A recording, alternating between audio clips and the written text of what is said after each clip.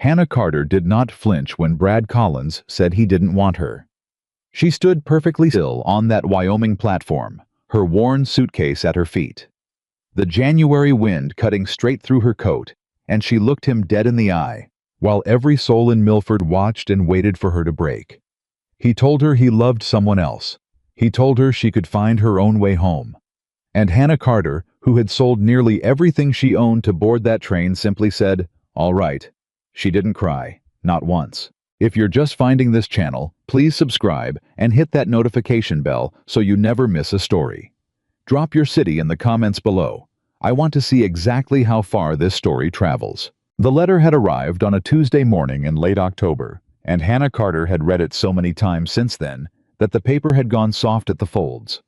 She kept it tucked inside her coat pocket during the entire 3-day train ride from Millfield, Ohio, all the way to Milford, Wyoming. Not because she needed to read it again, but because holding it made the whole impossible thing feel real. Brad Collins had written her 6 letters over the course of 4 months.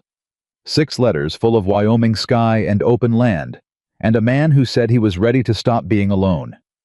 He'd used words like devoted and earnest, and I believe you are exactly the kind of woman this ranch needs.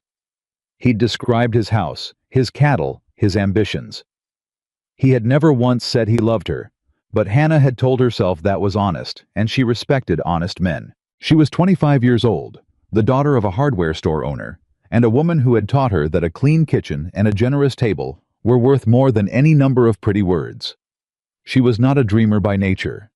She was careful and steady and practical, and she had looked at those 6 letters the same way she looked at anything squarely without sentiment, asking herself what was real and what was wishful thinking.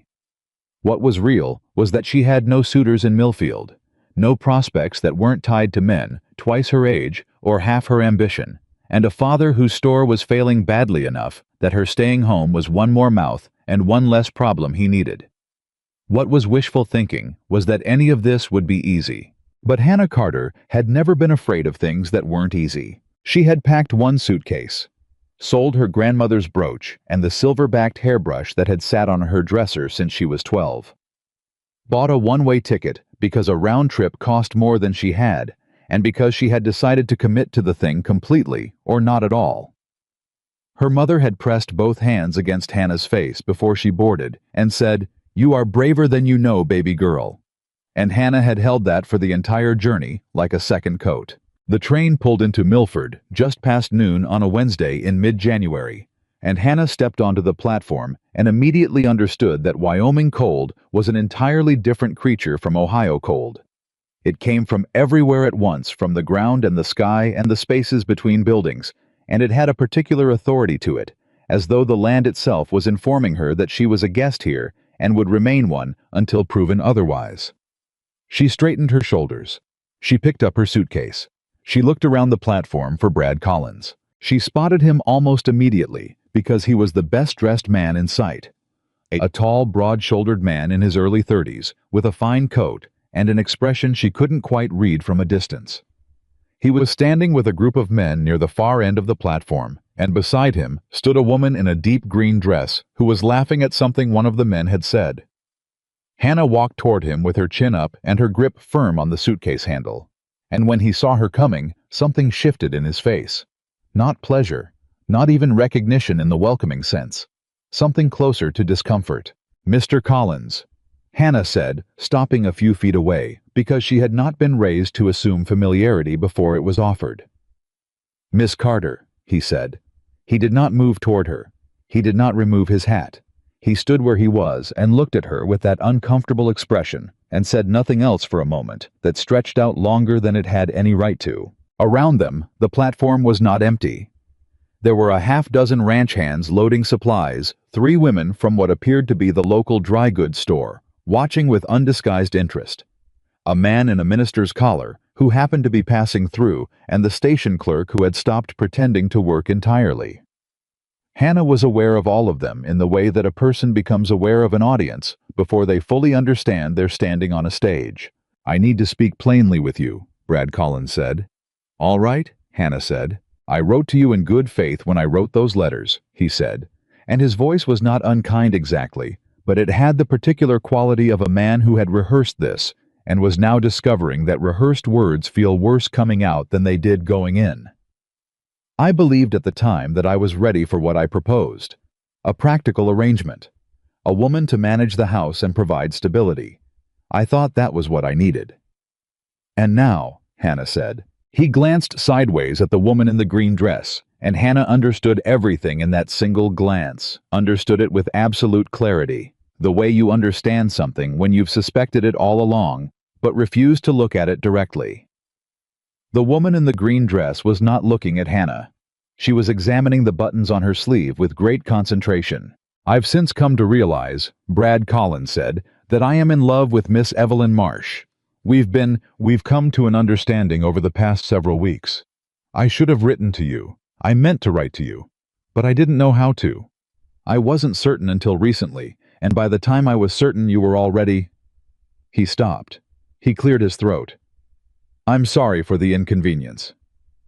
The inconvenience. Hannah stood with 3,000 miles of train travel in her bones, and $62 left to her name, and her grandmother's brooch already gone, and a suitcase with everything she owned, standing on a Wyoming platform in January, and Brad Collins called it an inconvenience. She could feel the cold now in a way she hadn't before. Not the wind. Something underneath the wind. Something that wanted to come up through her chest and out through her eyes and make a spectacle of her in front of every person on that platform who was watching and waiting to see what the rejected Ohio woman would do. She did not let it. "I see," Hannah said. Her voice was steady. She was quite proud of that. "Thank you for telling me in person, Mr. Collins." He blinked. He had clearly expected something else, tears perhaps, or accusation, or at minimum a visible trembling. Yes, of course. I truly am sorry, Miss Carter. If there is anything I can do to assist with arrangements for a return journey." "That won't be necessary," Hannah said. She turned away from him deliberately and walked to the nearest bench on the platform and sat down and put her suitcase between her feet and looked out at the street beyond the station. She heard him say something else low and halting, and then she heard him walk away, and then she heard the woman in the green dress say something quiet, and Brad Collins say something back, and then their footsteps faded. The platform didn't empty out as fast as Hannah would have liked. She was aware of the women from the dry goods store whispering. She was aware of the station clerk who had gone back to his work but kept glancing over. She stared at the street and thought with brutal practicality about her situation, because she could not afford the luxury of sitting there feeling what she felt. $62. One suitcase. A train ticket that was not returned. January in Wyoming. No family within 3,000 miles. No friends. No one who knew her name. She thought, now what? Not in despair, or not entirely in despair. It was a real question. Practical and immediate and demanding an answer. Now what, Hannah Carter? What do you actually do from here? She was still thinking it through: the hotel question, the money question, the work question, whether there was a position as a seamstress or a teacher's aide. Somewhere in this town, she could pursue for long enough to save train fare home, when she became aware of a shadow falling across the bench beside her. She looked up. The man standing there was not what she would have called immediately remarkable. He was perhaps 35 or 37, tall in the particular way of men who have done physical work their entire lives, not showy, just substantial. He had dark eyes set in a weathered face and a coat that was expensive but well used, and he was turning his hat in his hands in a way that suggested he had manners enough to have removed it, but wasn't entirely sure what he intended to say now that he had. There were two more men standing a few feet behind him, both of them looking elsewhere, with the studied casualness of people who were pretending they weren't there. Hannah waited. "I apologize for the interruption," the man said. His voice was deep and unhurried, and the Wyoming in it was unmistakable. "I saw what happened over there." "So did everyone else on this platform," Hannah said. Something moved at the corner of his mouth. Not quite a smile. "That's true enough. I won't pretend otherwise." He held the hat still for a moment. "My name is Jacob Dawson. I run the Dawson Ranch out west of town about 8 miles. I've got approximately 160 men working that operation at any given point, and no cook. My last one left 3 weeks back, and the situation has become something of a problem. Hannah looked at him. I'm listening. I'm not a man who has a gift for making things sound better than they are, Jacob Dawson said, so I'll just say it plain. I need a cook. Someone who can manage a kitchen for a working ranch breakfast before dawn lunch and the field dinner at the house. It's not a small job and it's not easy work. He paused. Can you cook? Hannah was quiet for a moment. Around them, the platform had gone rather noticeably still. The women from the dry goods store were absolutely not pretending to look elsewhere anymore. My mother taught me to cook before I could read, Hannah said. I've been running a kitchen since I was 14.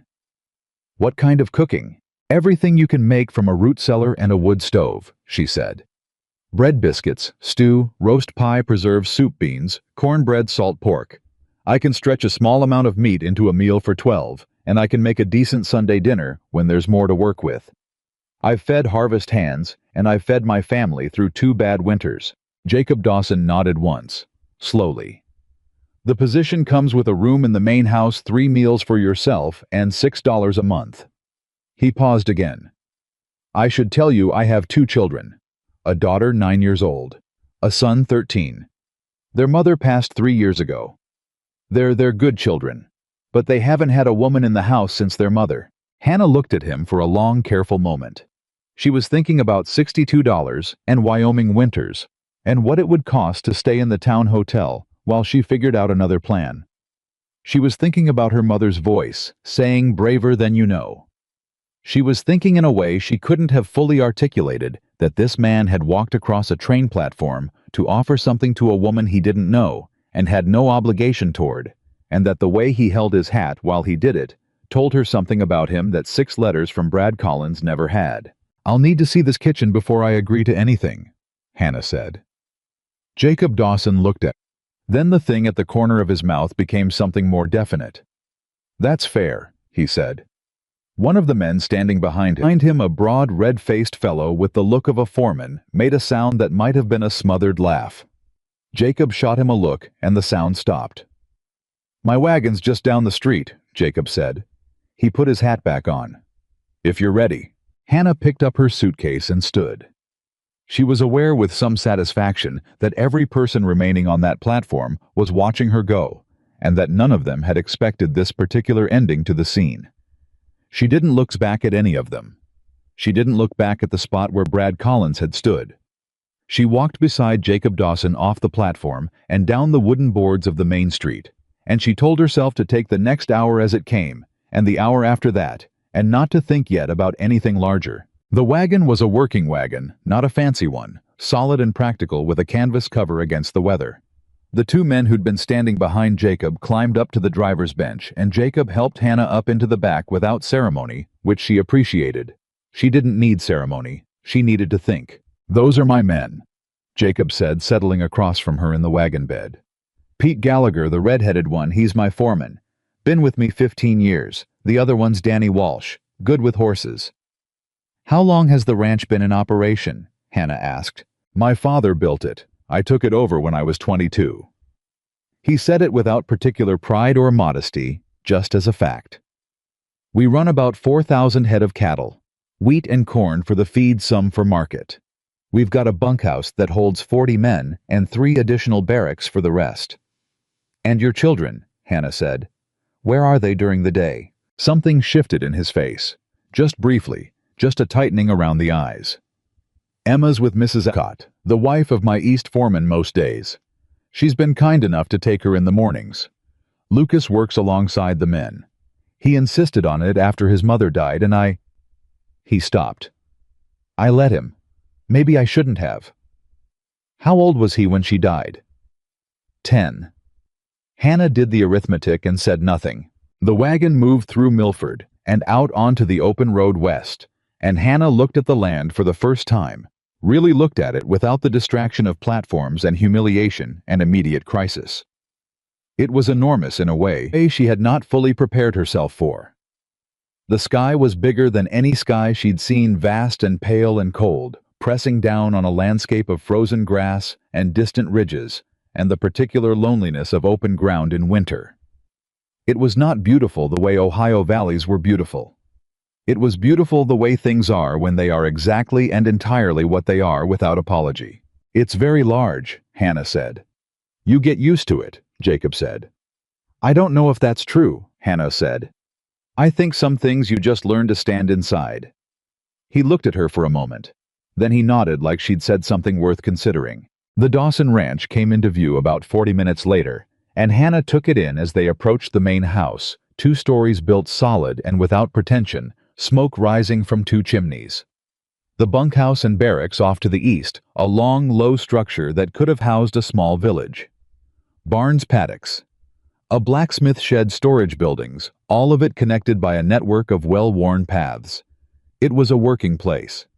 Everything about it said work, from the way it sat on the land, to the way the fences were maintained tight and purposeful, with no wasted lumber. The wagon pulled up to the main house, and Pete Gallagher jumped down, with the ease of a man who had done it 10,000 times.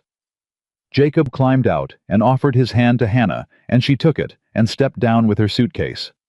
The front door opened before they reached it, and a small figure erupted onto the porch. A girl 9 years old with dark hair coming loose from 2 braids, and an expression of such uninhibited curiosity that Hannah almost smiled before she'd planned to. "Papa," the girl announced. "Mrs. Alcott said I could come home when the wagon came, and I watched from the window, and I've been waiting for ages."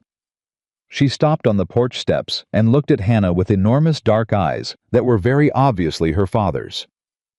"Is this the new cook?" "Emma," Jacob said with a note in his voice that was not quite a warning. "Manners." "Good afternoon," Emma said, with the concentrated effort of someone deploying manners they find temporarily inconvenient. "Are you the new cook?" "I haven't decided yet," Hannah said. "I need to see the kitchen first." Emma's eyes went wide. "You haven't decided, you might say no." "People have choices," Hannah said. "It's polite to exercise them before committing." Emma stared at her. Then she turned and pushed the front door open wider. "The kitchen's in the back. I'll show you." Jacob caught Hannah's eye briefly as they went up the steps. She couldn't read exactly what was in his face, but it was something in the neighborhood of surprised and possibly underneath that something cautiously like hope. The inside of the house was clean, but had the particular quality of a space that was maintained rather than lived in. The furniture was good, and the floors were swept, and everything was in its place. But there was nothing soft about it. No flowers, no curtains that weren't purely functional, no particular color anywhere. It was a house that had had its warmth removed and hadn't found a way to get it back. Hannah noticed this the way she noticed most things, practically without sentiment, cataloging it for information. The kitchen was at the back of the house, and the moment she stepped into it, she felt the particular sensation of recognizing something. It was a good kitchen, a serious kitchen. A long iron stove with 6 burners and 2 ovens. A large center table of thick-cut pine scarred with use. Shelves along the entire east wall with room for substantial stores. A root cellar door set into the floor, iron-ringed. 2 good windows facing south. A water pump inside rather than outside, which was a considerable advantage. Hooks for every size of pot and pan, and there were good pots and pans hanging from them. The problem was immediately visible. The stores were low, not empty, but nowhere near where they should be for a ranch of this size in mid-January. There were beans and dried corn, and some flour that needed to be checked, a side of salt pork, a handful of dried herbs that had lost most of their potency, and almost nothing else. "What happened to the supplies?" Hannah asked. "Fletcher, the last cook. He wasn't careful with the accounts," Jacob said from the doorway. He'd leaned against the frame, arms crossed, watching her. "We've been managing on what the men could throw together. It hasn't been—" "No, I can see it hasn't," Hannah said. She was opening the flour bin, checking for weevils, checking the consistency. The flour was acceptable. She moved to the salt pork. "When does your supply wagon go out next?" "I can send it tomorrow morning. I'll need to write you a list tonight." He looked at her. "So you're staying?" Hannah turned away from the shelves and looked at him directly. "The stove is exceptional, and the kitchen has good bones. The stores are a problem, but a solvable one. The root cellar." She lifted the iron ring and looked down.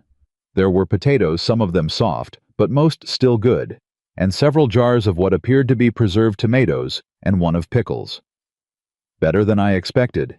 Yes, I'm staying.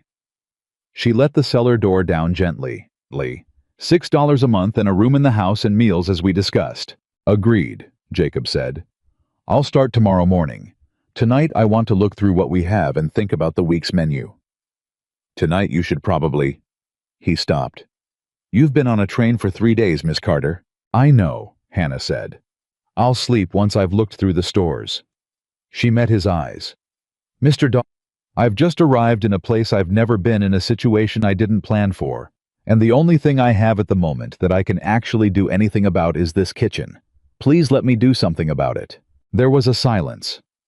Jacob Dawson looked at her for a long moment with those dark, serious eyes, and then he pushed off the doorframe and said, I'll have someone bring hot water up for the room at the top of the stairs. It's the one on the left, and I'll tell the men there'll be something proper for breakfast tomorrow morning. He left. Emma, who had been lurking near the kitchen door with enormous curiosity, stayed behind. He told the men yesterday there'd be something proper for breakfast, and then it was just more beans, Emma said. What's wrong with beans? Hannah said. Emma looked at her with deep expressiveness. Nothing, if you're a bean. Hannah looked at the girl for a moment. Do you know what's in the cold pantry? There's some eggs, Emma said, from yesterday, and I think there's butter. How many eggs? Maybe 12, I didn't count exactly. Hannah turned back to the shelves and started taking a real inventory, noting everything in the careful mental ledger she'd been keeping since she was old enough to understand what it meant to feed people through a winter. Behind her, she heard Emma settle onto the stool near the center table without being asked, which meant the child had been lonely enough for company that she was willing to keep company, even with a stranger doing inventory. What's your name? Emma asked. Hannah Carter. I'm Emma Dawson. A pause. My mama's name was Rose. That's a beautiful name, Hannah said. I know, Emma said. Papa doesn't talk about her much anymore. Lucas says it's because it hurts him. But I think sometimes you have to talk about people, even when it hurts, don't you? Because if you stop talking about them, then the not talking hurts more. Hannah stopped what she was doing for just a moment. Then she kept going. I think that's very wise, she said. I'm 9, Emma said. I think wise things sometimes. I believe you, Hannah said. She heard the front door open and close, and then heavy boots on the floorboards, and a voice she didn't recognize saying something to Jacob in a low tone. Then silence. Then Jacob's voice from somewhere in the front of the house, saying something to someone about the supply order, his voice calm and businesslike. Emma had gotten down from the stool and come to stand beside Hannah at the shelves, looking at the inventory, with her small head tilted. Can you really make something good out of all this? Tomorrow morning, Hannah said. I'm going to make biscuits from that flour, and I'm going to fry those eggs in good butter, and I'm going to make a gravy from the drippings in that pan, she pointed. And your father's men are going to eat breakfast like men who are worth feeding. And then we'll see about the rest. Emma looked at the pan. She looked at the flour. She looked at Hannah. Mrs. Alcott makes biscuits sometimes, she said, but they come out like rocks. Not mine, Hannah said. How do you know? Because I've never made a bad biscuit in my life, Hannah said, and I don't intend to start now. Emma stared at her with those enormous dark eyes. Then for the first time since Hannah had arrived, the child smiled, not the polite company smile of a well-trained child, but a real one startled out of her by surprise, and it transformed her face entirely. Hannah made note of it and went back to the inventory. She was up past midnight sitting at the kitchen table by lamplight, with a piece of paper and a pencil writing out the supply list and the week's menu and the priorities in order of urgency. She could hear the house around her, the settling of timber in the cold, the sound of wind off the range, the distant low sounds from the bunkhouse. It was not a silent place, this ranch. It had its own voice, low and constant and working. She thought about Brad Collins once briefly while she was writing. She thought about the platform and the woman in the green dress and the word inconvenience. She felt the thing again that had wanted to come up through her chest, and she noted it, and she let it be there, and she kept writing. She had not come 3,000 miles to fall apart on someone else's kitchen floor. She had come 3,000 miles, and she had arrived, and she was going to make biscuits in the morning that would make men think about home, and she was going to figure out the rest after that. Upstairs, she could hear a door open and quiet footsteps and the sound of a window being checked against the cold. Jacob Dawson doing the last rounds of the night, the way a man does when a house is his responsibility, and he takes that seriously. The footsteps paused outside the kitchen door for a moment. Hannah kept writing. Then the footsteps moved on up the stairs, and the house went quiet again. She finished the list at midnight and read it through once and folded it neatly and set it on the table for morning. Then she went to the root cellar one more time and pulled out 6 of the best potatoes and set them to soak overnight. Breakfast first, then the rest. She climbed the stairs to the room on the left, which was plain and clean and cold, and had a good thick quilt on the bed, and she took off her coat and her boots and lay down and looked at the ceiling in the dark. She was alive. She was employed. She had a kitchen. She thought, now what? But this time, for the first time since she'd stepped off that train, she thought it differently. Not with desperation. With something that was not quite yet determination, but was moving steadily in that direction.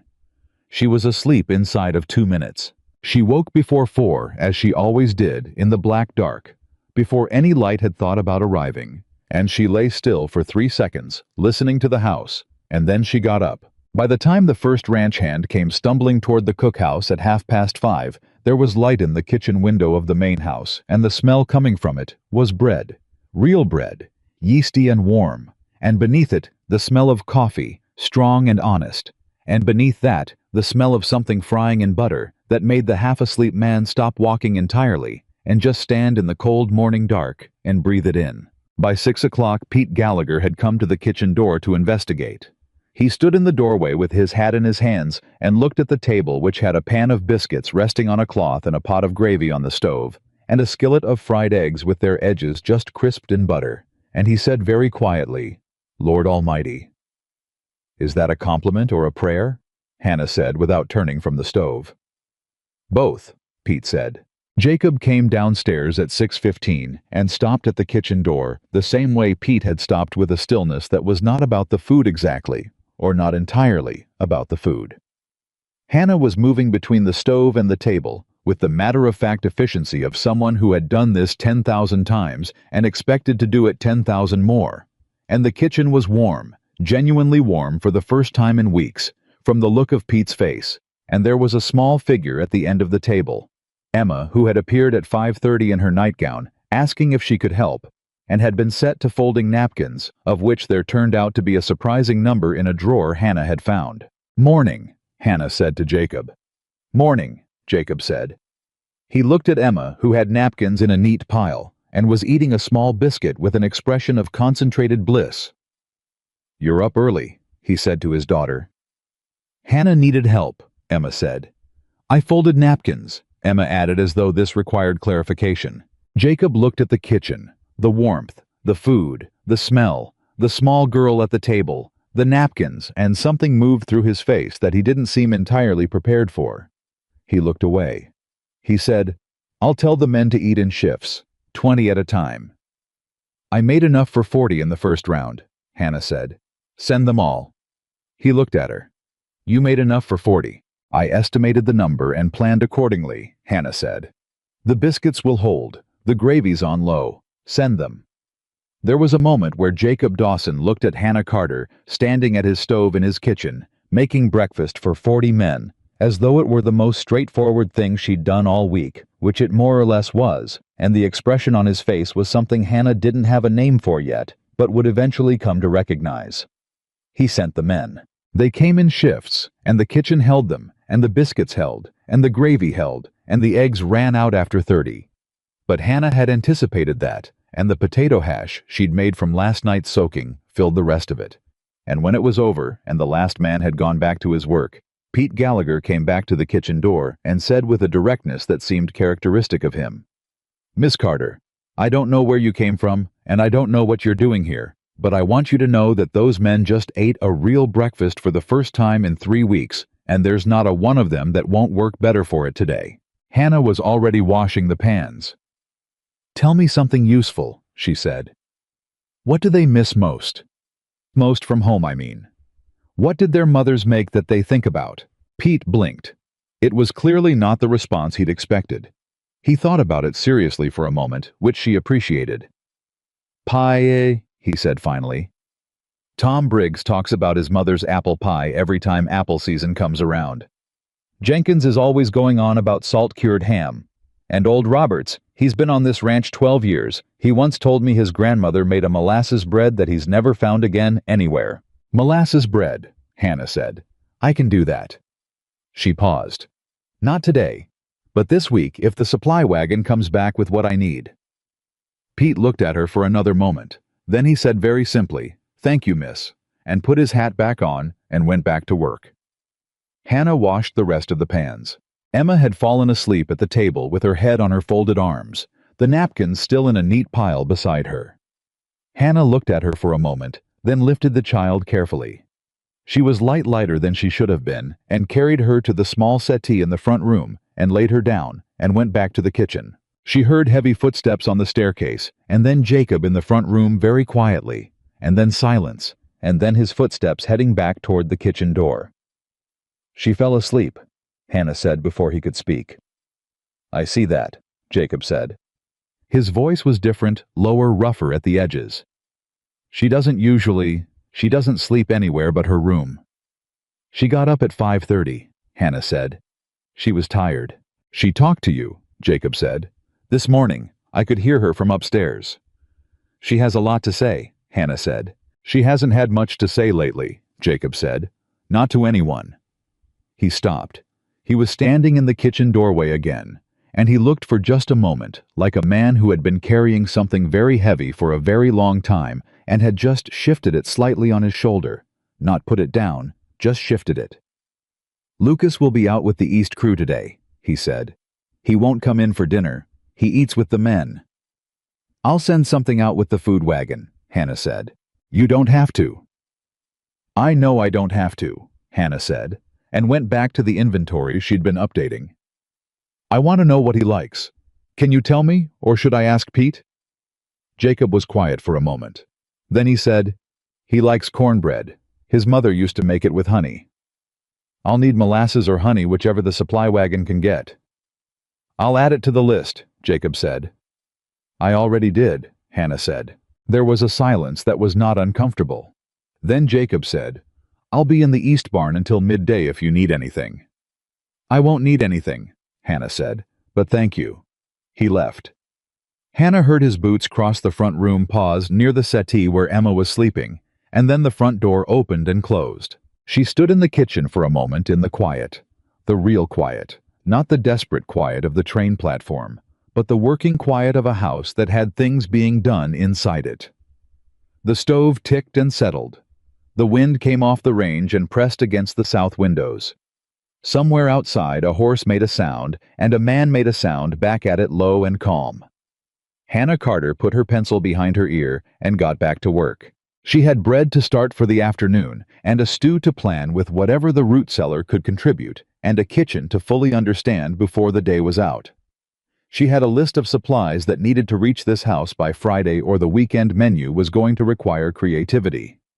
She had a 9-year-old asleep on the settee who would be hungry when she woke up and would almost certainly want to help with the bread. She had a 13-year-old out in the East fields who liked cornbread with honey, and who had decided at age 10 that work was better than grief, and had been paying for that decision ever since. She had a ranch of 160 men who had just eaten a real breakfast for the first time in 3 weeks. She had for the moment everything she needed. She rolled up her sleeves and started the bread. The supply wagon came back Friday afternoon with everything on Hannah's list, and she was standing in the kitchen doorway when Pete Gallagher drove it in, checking items against the paper in her hand before the horses had fully stopped.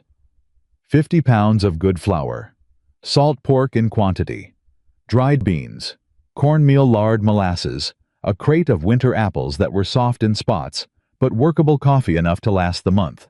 And because she had written it in clear letters at the bottom of the list, 2 pounds of stick cinnamon and a jar of good vanilla extract, which Pete had apparently questioned, and which someone she suspected Jacob had told him to get anyway. "Everything's here," she said. "Took some doing on the cinnamon," Pete said, climbing down from the wagon bench.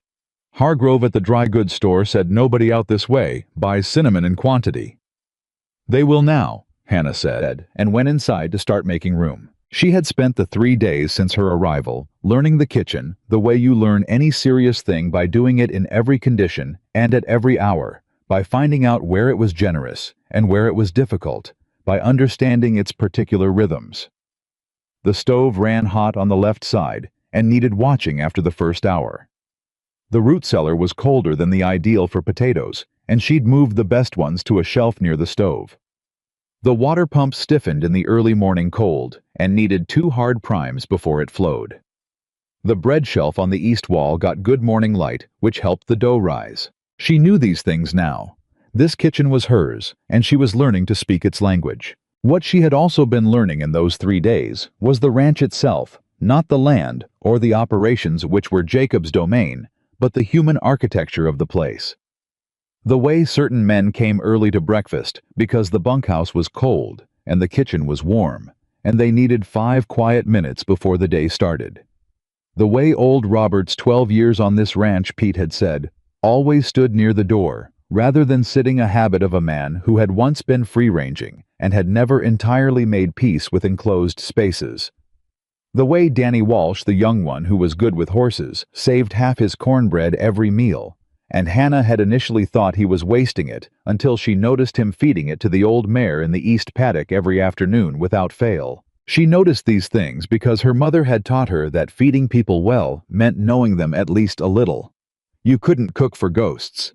You cooked for people, and people had specific needs and specific griefs and specific things that made them feel for a moment like the world was manageable. She had been in Milford, Wyoming for 72 hours, and she had already made old Roberts's molasses bread, a rich, dense loaf with a dark crust that she'd found the recipe for in her own memory, close enough to what Pete had described that when she set it on the table.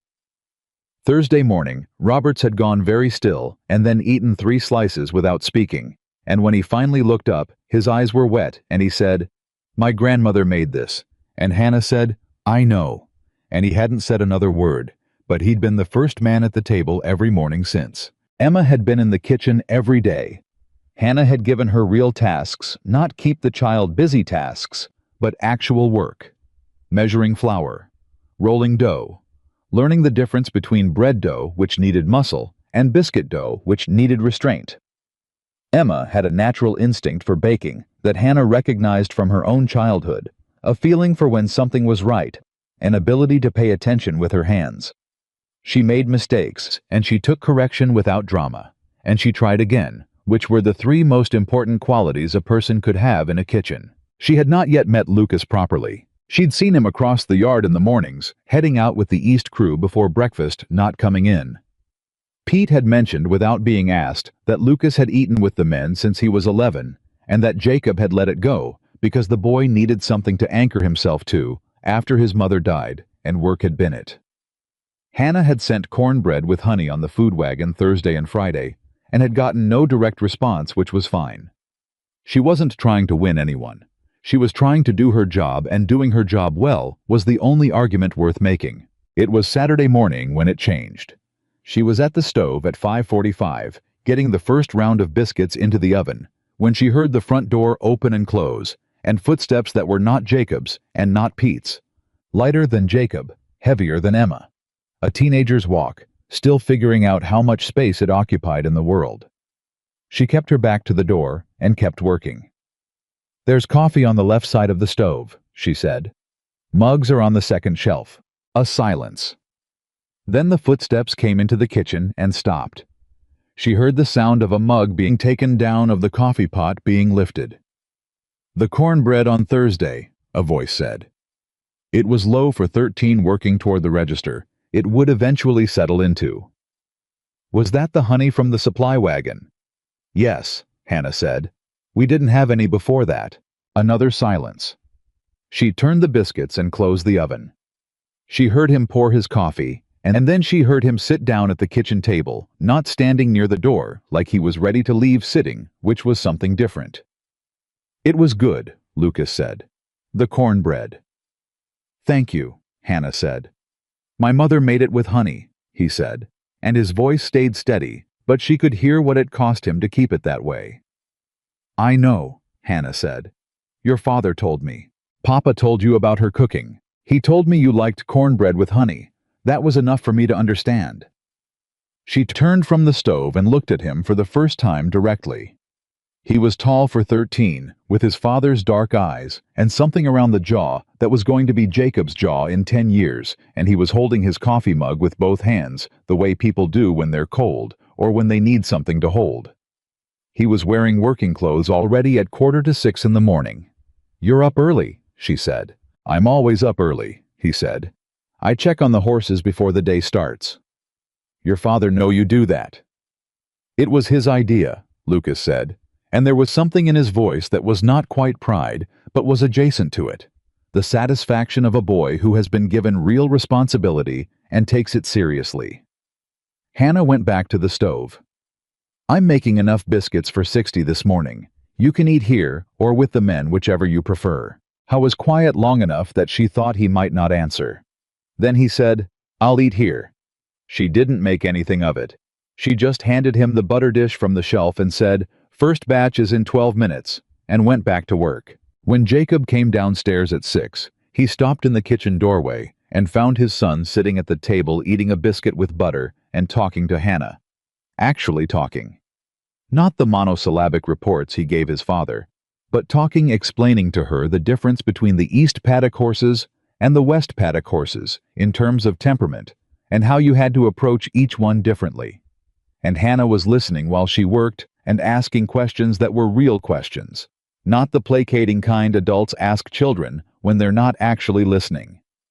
Jacob stood in the doorway for a moment, and Hannah caught his eye over Lucas's head, and Jacob's face did that thing again, the thing she didn't have a name for, the thing that was something more than surprise, and something less than what it would eventually become. He sat down at the table without saying anything about it, and Emma appeared 7 minutes later in her nightgown and braids, and the four of them ate breakfast in the kitchen while the sky outside lightened from black to gray, and nobody said anything remarkable, which was itself remarkable. The first rumor reached Hannah on Tuesday. She heard it from Emma, who heard it from Mrs. Alcott, who heard it from someone's wife in town, who had apparently been discussing the situation with considerable enthusiasm. The gist of it was this: the abandoned Ohio bride had landed on her feet by attaching herself to the wealthiest widower in the county. And wasn't that convenient? And didn't that say something about her character? And wasn't Jacob Dawson too good a man to see what was happening right under his own nose? Emma reported this information at the kitchen table, with the particular combination of outrage and bewilderment that 9-year-olds bring to adult hypocrisy. Mrs. Alcott said she didn't believe it, Emma said. But she said it in the way that means she kind of does. "People will talk," Hannah said. She was making pie crust, which required cold hands and a light touch and most of her attention. "But it's not true," Emma said. "No," Hannah said. "You're the cook," Emma said. "That's all.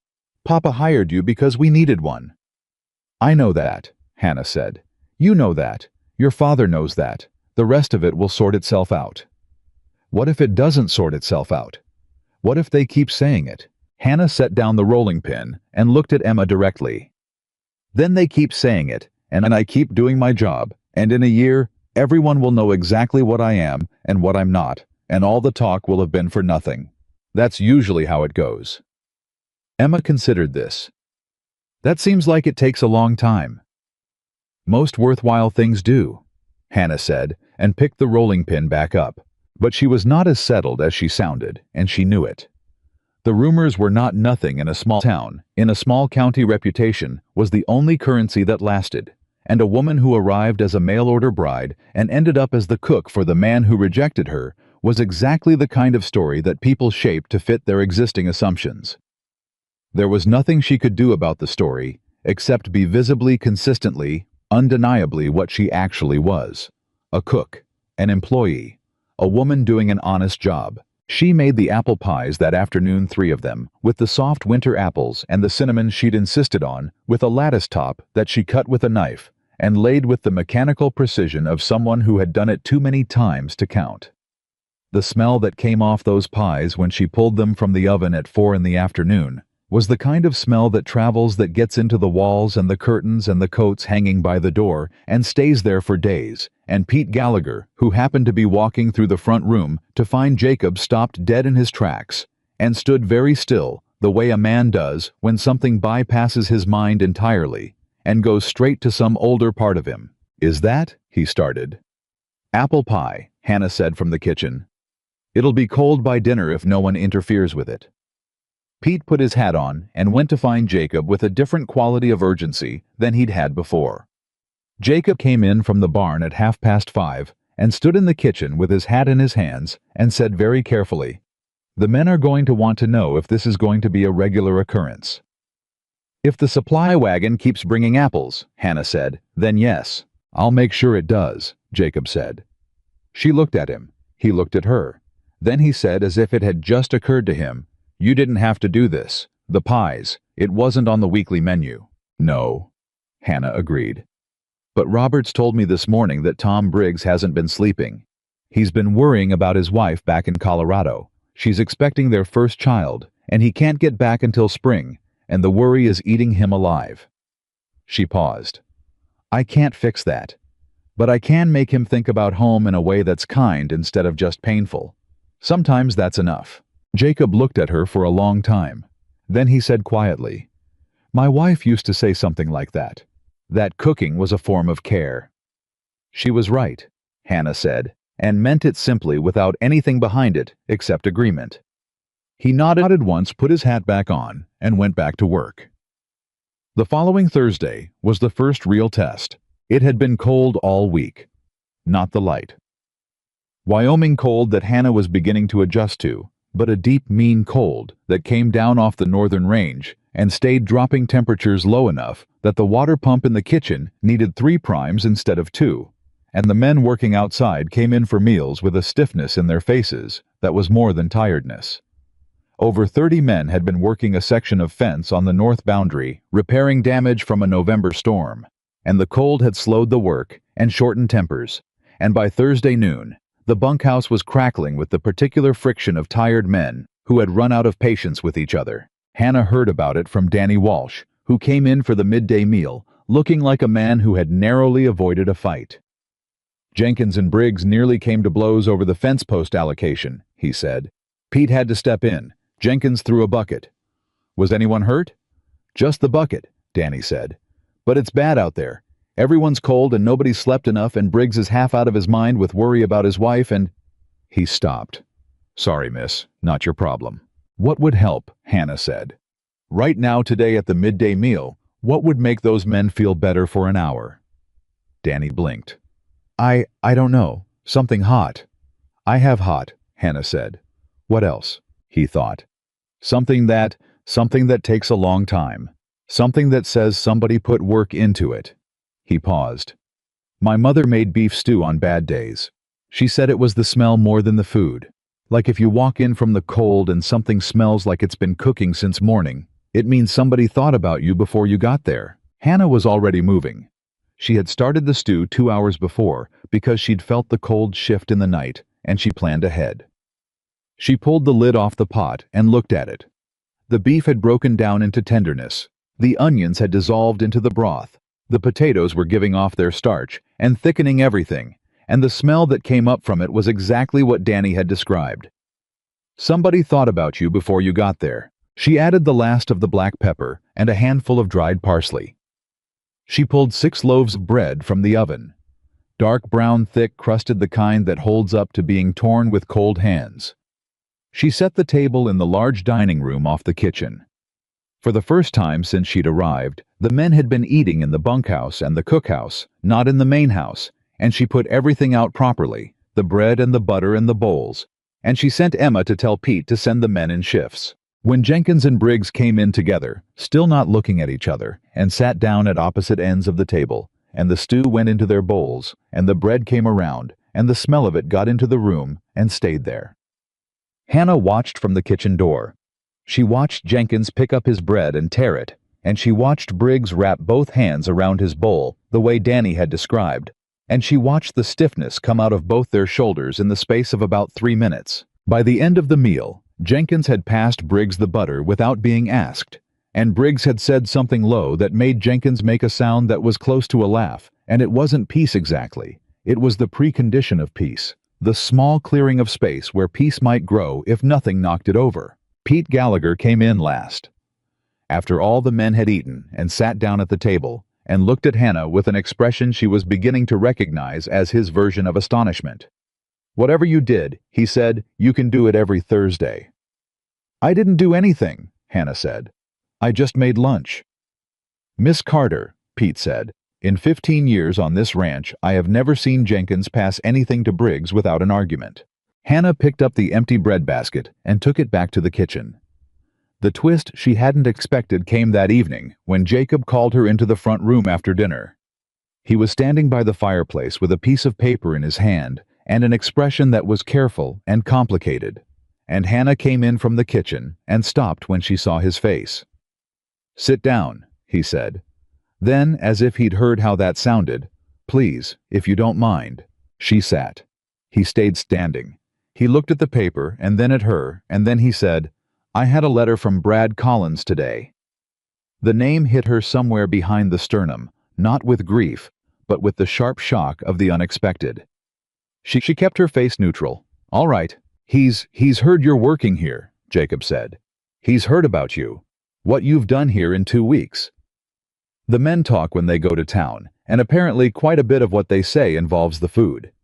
He stopped. "He's calling it a scheme." "A scheme," Hannah repeated. "He's telling people—" Jacob's jaw tightened. "He's telling people that you arranged this, that you knew you'd be rejected and you planned to use the rejection to get yourself placed in my household." The silence in the room was complete. Hannah looked at Jacob Dawson and thought with the clarity she brought to most things about what this moment was and what it was not. It was not a question about whether she was guilty. She could see that in his face he was not asking her because he suspected her. He was asking her because he was angry on her behalf and didn't know what to do with that anger. "Do you believe that?" she said. "No," Jacob said immediately. "Not for 1 second." "Then the only thing to consider is what he's going to do with it," Hannah said. "Is he intending to spread it further?" "The letter suggests he's already begun," Jacob said. He set the paper down. "I want to respond to him. I want to—" He stopped again. "I'd like your permission before I do." That surprised her. She looked at him more carefully. "You're asking my permission. You're the one being slandered," Jacob said. "It's your name. I'm not going to charge into it without knowing what you want." Hannah was quiet for a moment. Outside, the night wind was up. Inside, the fire made its quiet sound. Somewhere upstairs, Emma was reading. Hannah could hear the occasional creak of the bed as she shifted, and Lucas had gone up an hour ago after sitting at the kitchen table doing figures for the east fence, accounting that Pete had asked him to help with, because Lucas, it turned out, was remarkable with numbers. "Tell him," Hannah said, "that I'm employed on this ranch in a legitimate capacity, and that any attempt to misrepresent that will be answered directly." She paused. "Don't threaten him. Just be clear." Jacob nodded slowly. "That's what I'll say. And Mr. Dawson?" She stood. "For what it's worth, I did not plan to be standing in that station. I did not plan any of this. I came 3,000 miles in good faith to a man who turned out not to deserve it. And I've spent the 2 weeks since then doing the only thing I know how to do, which is to feed people well and hope it counts for something. That's all." "I know," Jacob said. "I'm not sure you entirely do," Hannah said, not unkindly. "But you will."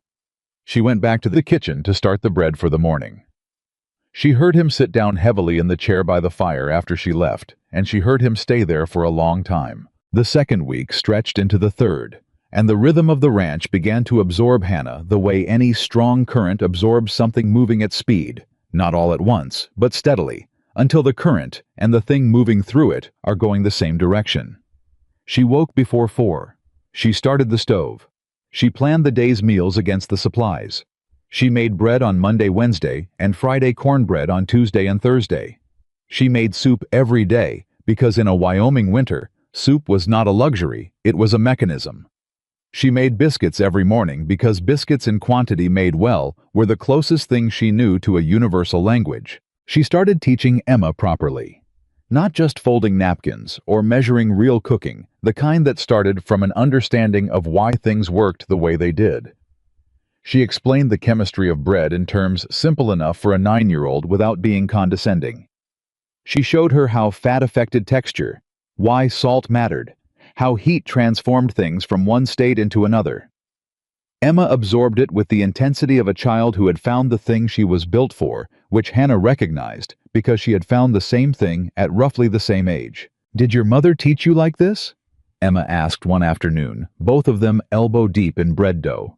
"She taught me everything I know," Hannah said. "Do you miss her?" "Every day," Hannah said. "She's still alive. She's back in Ohio. But I miss her the way you miss people who are too far away to touch." Emma worked the dough for a moment. "Lucas misses Mama like that," she said. "But he can't say it out loud because it makes Papa sad, and he doesn't want to make Papa sad, so he just works instead." Hannah kept her hands moving. "What about you?" "I cry sometimes when nobody's looking," Emma said with the candor of someone very young who has not yet learned that honesty can be inconvenient. "In the barn, mostly because nobody goes there except Lucas and the horses, and neither of them tells." "That's very practical of you," Hannah said. "I know," Emma said, pleased. Then after a pause, "Is it okay to be sad and happy at the same time? Because I'm sad she's gone, but I like that you're here. And sometimes those two feelings are right next to each other, and I don't know if that's wrong." Hannah stopped and looked at Emma directly. The girl was watching her with those enormous dark eyes, genuinely wanting to know. And Hannah thought about her mother, and about Ohio, and about train platforms, and about what it meant to find yourself somewhere you hadn't planned to be, and discover that the place needed you. "Those feelings are supposed to be next to each other," Hannah said. "They're not opposites. Love doesn't stop when someone's gone. It just gets quieter. And there's always room for new things beside it, not instead of it. Always." Emma considered this with the serious attention she gave to most things that mattered. Then she went back to the bread dough and didn't say anything else.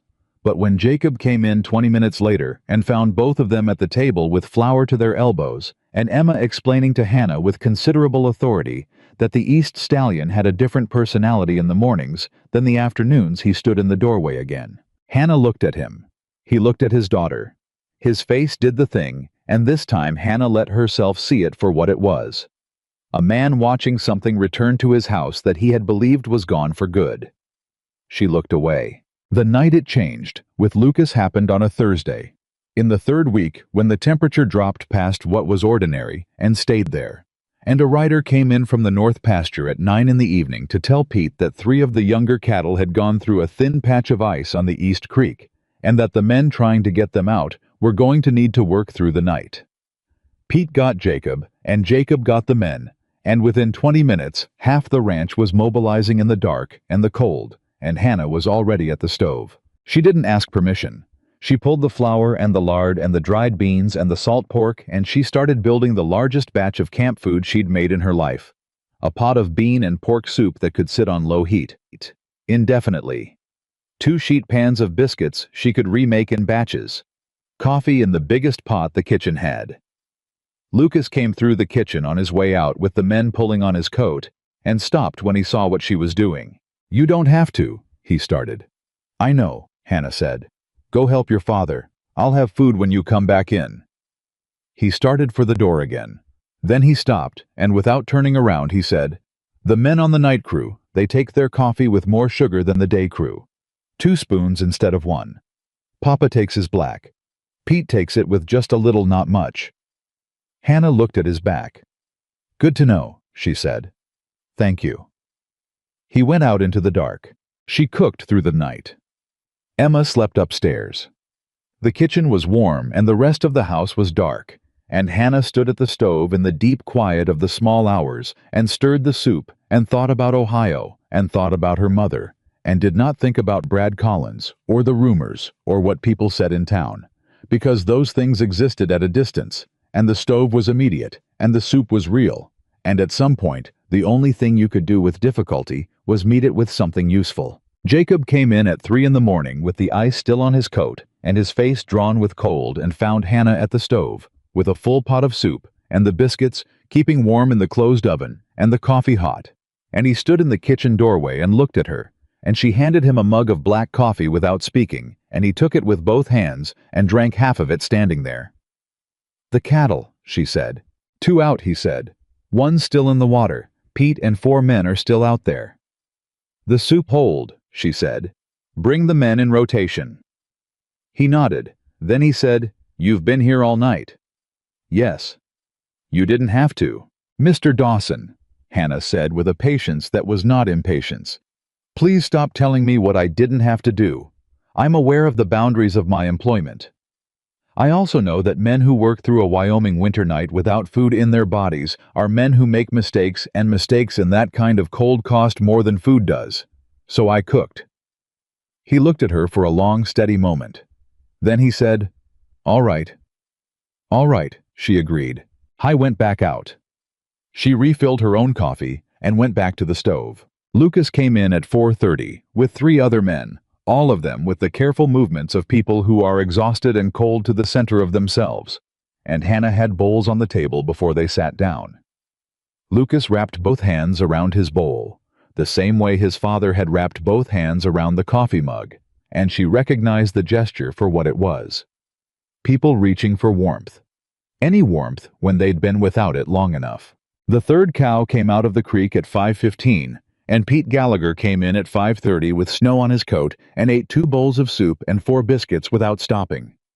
And at 6, Jacob came in last and sat down, and Hannah set food in front of him and sat down at the other end of the table with her own bowl, because she had been standing for 7 hours and her feet had earned a rest. It was the first time she had sat at the table with Jacob. He looked up. She looked at her soup. Then she said, "How's the cow?" "She'll be all right," he said. "Cold rattled. She'll need watching for a few days." "Tom Briggs is good with cattle," Hannah said. "He'll want something to focus on. Give him the cow to watch." Jacob looked at her. "How do you know Briggs is good with cattle?" "He talks about them when he eats," Hannah said. "He talks about the cattle the way other men talk about their wives, with that kind of worry." Jacob made a sound that was close to a laugh, not a full laugh, not yet, but the beginning of one. "You've been paying attention." "That's the job," Hannah said. "You feed people right. You have to know what they need. And knowing what they need means listening." Lucas across the table was watching her with those dark eyes.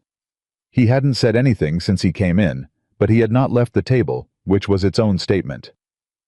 "Miss Carter," he said finally. "Lucas, the soup tonight." He paused. He had his father's way with pauses. "My mother made something like it. Before she got sick, she used to make it when it was cold." The kitchen was very quiet. "You don't have to tell me that," Hannah said carefully. "I know," Lucas said. "I wanted to." He picked up his spoon again. "It's good. Different from hers, but good." "Thank you," Hannah said. Jacob was looking at his son with an expression that Hannah did not look at directly, because it felt like something private, something between a father and the ghost of the boy his son had been before grief made him someone harder and quieter. She kept her eyes on her soup. Outside the sun was starting. The sky was the color of iron turning toward light. Hannah got up and went back to the stove to start the morning bread, because the day crew would be up in an hour, and they'd need breakfast, and the night crew would need more coffee before they slept, and there was always more to do. Lucas stayed at the table.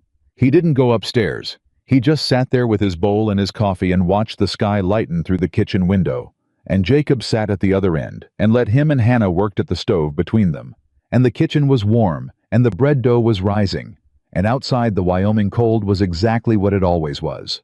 But inside something had shifted. She couldn't have named it precisely. She wasn't trying to. She had learned in the weeks since she stepped off that train with $62 and a worn suitcase that some things announced themselves, and some things simply happened quietly underneath the surface of ordinary days. And by the time you noticed them, they had already become true. She had not come here to belong anywhere. But something in this kitchen, in this house, in these early mornings with Emma, measuring flour, and these long nights with bread rising, and these meals eaten by men who had been cold too long was becoming, despite everything she had intended, something that felt recognizable. She pressed the dough down and folded it back on itself and pressed it again. The bread would be ready by 7. That was what mattered. That was what she could do. For now, that was enough. The molasses bread had become a Thursday tradition. Hannah hadn't planned it that way. It happened because old Roberts had mentioned on the second Thursday she'd made it that Thursday was the day his grandmother used to bake, and that he hadn't thought about that in 30 years, until the smell came off the oven and put him right back in her kitchen in Missouri, standing at her elbow with flour on his sleeve. Hannah hadn't said anything sentimental about it. She'd just made sure the molasses bread was ready every Thursday from then on, and Roberts knew it without being told. And he was always the first man through the door on Thursday mornings, with his hat in his hands and something careful and grateful in his face. That was how it worked. You paid attention, and you remembered, and you showed up. 4 weeks in Hannah had a working knowledge of every man on the ranch who ate at the main house rotation, which was about 40 of the 160. She knew that Tom Briggs talked too much when he was worried and went silent when he was genuinely afraid, and that the silence was the more dangerous signal. She knew that Danny Walsh's mare, the old one he fed cornbread to every afternoon, was named Grace after his sister back in Tennessee, and that the sister had died of fever the year Danny turned 18, and he'd been moving ever since ranch to ranch, like a man who couldn't find a place that didn't remind him of her absence. She knew that Jenkins, who had thrown the bucket the day Briggs had lost his temper, was actually the first man to check on Briggs after the night shift quietly, without making anything of it, because Jenkins was the kind of man whose gruffness was entirely on the surface, and whose decency was entirely underneath. She knew Jacob took his coffee black, and that he ate less than he should, and that he checked the ranch ledgers every Sunday evening at the kitchen table, because the front room made him think of Rose, and the kitchen was neutral ground. She knew Lucas was afraid of becoming someone who couldn't feel anything, and that the work was armor, and that the armor was starting to come off around the edges slowly in the morning hours, when he sat at the kitchen table before the day crew came in and talked to Hannah about the horses, or the fencing, or whatever was in his head, while she made biscuits and didn't make anything of it. She knew Emma was lonely, in a way that was deeper than the ordinary loneliness of children, a loneliness that came from being the only woman-shaped person in a house full of men for 3 years, from growing up without a mother to measure herself against, from having a grief she'd been told implicitly to manage quietly so as not to add to everyone else's. Hannah knew all of this, and she held it carefully, and she cooked. What she had not expected was that her cooking would start to change the town. It started with Briggs. His wife had their baby in February. A boy, healthy mother recovering well, word arriving by letter, that Briggs read at the kitchen table with his hands shaking so badly that he spilled his coffee, and Hannah had set a fresh cup in front of him and said nothing, and let him have the moment in peace. He'd gone to town the following Saturday, his first time in 6 weeks, and he'd come back talking about how the men at the feed store had asked after the ranch, and specifically after the cook, and specifically after whether the apple pie was real, or whether they'd been exaggerating. "What did you say?" Hannah asked. "I said it was real," Briggs said. "And then Henderson from the hardware store said his wife had been hearing about your bread from Mrs. Alcott, and she wanted to know if you ever sold it." Hannah paused. "Sold it? Or gave it away?" "He said she had her baby last month, miss. She's not doing well. Tired. Henderson said she doesn't have the strength to cook, and he doesn't know how, and he's been making her the same 3 things for 4 weeks, and he said, she just cries sometimes when he brings the food in, and he doesn't know if it's because she's grateful or because she's too tired to be anything else." Hannah looked at Briggs for a long moment. Then she said, "Tell Henderson to come by the back door on Friday afternoon. I'll have something for him." Briggs blinked. "You don't have to." "I know," Hannah said. "Friday afternoon." She didn't ask Jacob. She should have. It was his kitchen, his supplies, his household, but she didn't think about it until after, when Jacob came in Friday evening and found her packaging 2 loaves of bread and a jar of preserved tomatoes and a tin of biscuits into a cloth-wrapped bundle on the kitchen table. "Henderson's wife," she said before he could ask. "She had a baby last month and she's struggling. Her husband's going to come by." Jacob looked at the bundle. Then he said, You should add the apple butter. I saw you made a new batch. She looked at him. Top shelf left side, he said, and went upstairs. Henderson came at 4:30, a thin, red-faced man in his early 30s, with the look of someone who had been frightened for a month and hadn't fully stopped being frightened yet. He held the bundle Hannah gave him with both arms, like it was something fragile, and he looked at it, and then at her, and said in a voice that was not entirely steady, "I don't know how to thank you." "Tell her someone was thinking of her," Hannah said. "That's all she needs to know." He nodded. He started to leave. Then he turned back and said, "Miss Carter, what Colin said about you, the things he's been saying in town." He stopped. "There's not a man in Milford who works with his hands who believes a word of it. I want you to know that." Hannah held the door. "Thank you, Mr. Henderson." "My wife's going to want to meet you," he said. "When she's stronger. She's going to want to thank you herself." "When she's ready," Hannah said. "Tell her there's no hurry." She closed the door and stood in the kitchen and let herself feel for just a moment the particular warmth of having done something that mattered. Not a large thing, not a heroic thing, just the right thing in the right direction at the right time. Then she went back to the stove. The twist she hadn't been expecting came not from Brad Collins, though she'd been half watching for that, but from Emma. It was a Sunday in late February, and Hannah was teaching Emma how to make cinnamon rolls, real ones, the kind that required the dough to rise twice, and the filling to be built up in layers, and the patience to wait for the right moment before putting them in, when Emma said without looking up from the dough she was rolling, "Papa looked at you at dinner last night." Hannah kept her hands moving. "People look at each other at dinner. That's what dinner is." "Not like that," Emma said. "He looks at you like he's trying to figure something out." "Your father is a thoughtful man. He looks at most things like that." "He doesn't look at Pete like that," Emma said. "Or at the horses, or at the ledgers." She pressed the dough with her small hands, getting the thickness even the way Hannah had shown her. "He used to look at Mama like that. When I was really little. I remember." The kitchen was very quiet for a moment. "Emma," Hannah said carefully, "your father hired me to cook. That's what I am here. That's what our situation is." "I know what you are," Emma said with the maddening practicality of a 9-year-old. "I'm just telling you what I see." She looked up. "Is it bad?" "What I said?" "No," Hannah said. "It's not bad, it's just not something to build too much from."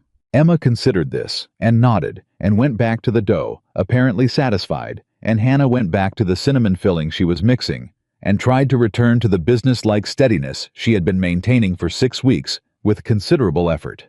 She did not entirely succeed. That same evening, Jacob found her in the kitchen, after the children were in bed, doing the week's accounting. She had taken over the kitchen supply records when she noticed they were being kept in a way that made it impossible to track waste, and Jacob had not argued because the records under her management were materially clearer. He sat down at the other end of the table with the ranch ledgers, and they worked in a silence that had become over the past weeks comfortable in a way that neither of them had named. After a while, Jacob said without looking up from his ledger, "Henderson's wife sent a note." "I heard," Hannah said. "Pete mentioned it. She said the bread was the first thing she'd eaten in a month that made her feel like herself again." Hannah wrote a number in the column. "Good." "She used the word miracle," Jacob said. "It was bread," Hannah said, "not a miracle. The men don't think so." He turned a page. 3 of them asked Pete last week if you were a permanent arrangement, if you were staying." Hannah set her pencil down and looked at him directly. "What did Pete say?" "He said he didn't know." Jacob looked up then. "I didn't give him an answer because I didn't want to assume. $6 a month was the agreement. We didn't discuss duration." The fire in the stove settled. Outside, the wind was doing what Wyoming wind did at night, pressing against everything, finding every small gap. "Are you asking me to leave?" Hannah said. "No," Jacob said immediately. "The opposite." "Then say the opposite plainly," Hannah said. "I told you in the beginning I preferred plain speech." He looked at her. There was something in his face that she had been carefully not interpreting for 6 weeks. Something that she had classified as employer regard and general gratitude, and let sit there without examining it too closely, because examining it would have required her to examine her own equivalent feeling, which she had also been not doing. "I'd like you to stay," Jacob said. "As long as you're willing. And I'd like to increase the wage. What you're doing here goes well beyond cooking." $8, Hannah said. He blinked. He'd expected negotiation, she could see that, but he'd expected her to name a lower number. $8, he agreed. "And Emma continues her lessons in the kitchen," Hannah said. "That's important to me." "Of course. And when Lucas wants to sit at the kitchen table in the mornings and talk about horses, he talks about horses." She picked up her pencil again. "He needs that. He thinks he's being a burden when he does it, and he's not." Jacob was quiet for a moment. His voice when he spoke was rougher than usual at the edges. "He talks to you about the horses. Every morning for the past 2 weeks. He doesn't talk to me about the horses. He talks to me about them," Hannah said, keeping her voice practical. "Because I'm not his father, and the things that are too loaded to say to your father sometimes need to be said to someone else first. He'll get there. He's already getting there." Jacob put his hand flat on the ledger and looked at it. "I should be doing better by him." "You're doing the best you can," Hannah said. "He knows that. That's why he can't tell you he's struggling, because he doesn't want to add to what you're already carrying." She paused. "The best thing you can do for him right now is let him see you have some capacity left. Show him there's room in you for something besides the work. He's watching everything you do to figure out who he's supposed to become." The silence stretched. The fire ticked. Jacob didn't move his hand from the ledger. "You see a great deal," he said finally. "I cook for people," Hannah said. "It's the same thing." Brad Collins came back into her life on a Thursday in early March, and he came in person. She was at the stove when she heard the knock at the front door. A sharp, confident knock. The knock of a man accustomed to being answered quickly. And she heard Pete's voice, and then another voice. And something in the second voice was familiar enough that she set the spoon down before she'd consciously recognized it. She heard Pete say in a flat tone that was barely civil, "I'll see if Mr. Dawson is available." She heard the other voice say pleasantly, "No need to trouble Jacob. I was hoping to speak with Miss Carter, actually." Pete appeared in the kitchen doorway. His expression was the expression of a man holding back several things at once. "Miss Carter, Brad Collins is at the door asking to speak with you. I can tell him you're busy." Hannah looked at Pete. Then she wiped her hands on her apron and walked through the front room to the door. Brad Collins looked exactly as she remembered him. Fine coat, easy confidence, the comfortable posture of a man who had never had to doubt that doors would open for him. Standing on Jacob Dawson's front step in the March cold, he looked slightly less comfortable than usual, but he covered it quickly with a smile that was designed to be disarming, and that Hannah found to her own satisfaction completely ineffective. "Hannah," he said, "you look well." "Mr. Collins," she said, "what do you want?" He had the grace to look briefly thrown by the directness. "I wanted to apologize," he said. I've been told that some things I said were taken in ways I didn't intend. I want you to know that I never meant to harm your reputation." "Then you should have considered your words more carefully before you said them," Hannah said. He cleared his throat.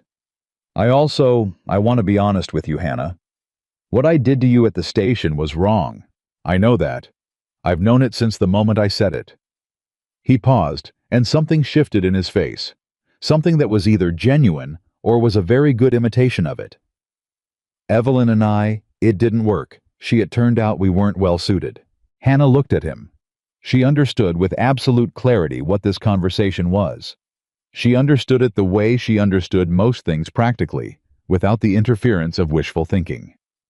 "You came here," she said slowly, "to apologize, and to tell me about Evelyn." "Yes," he said.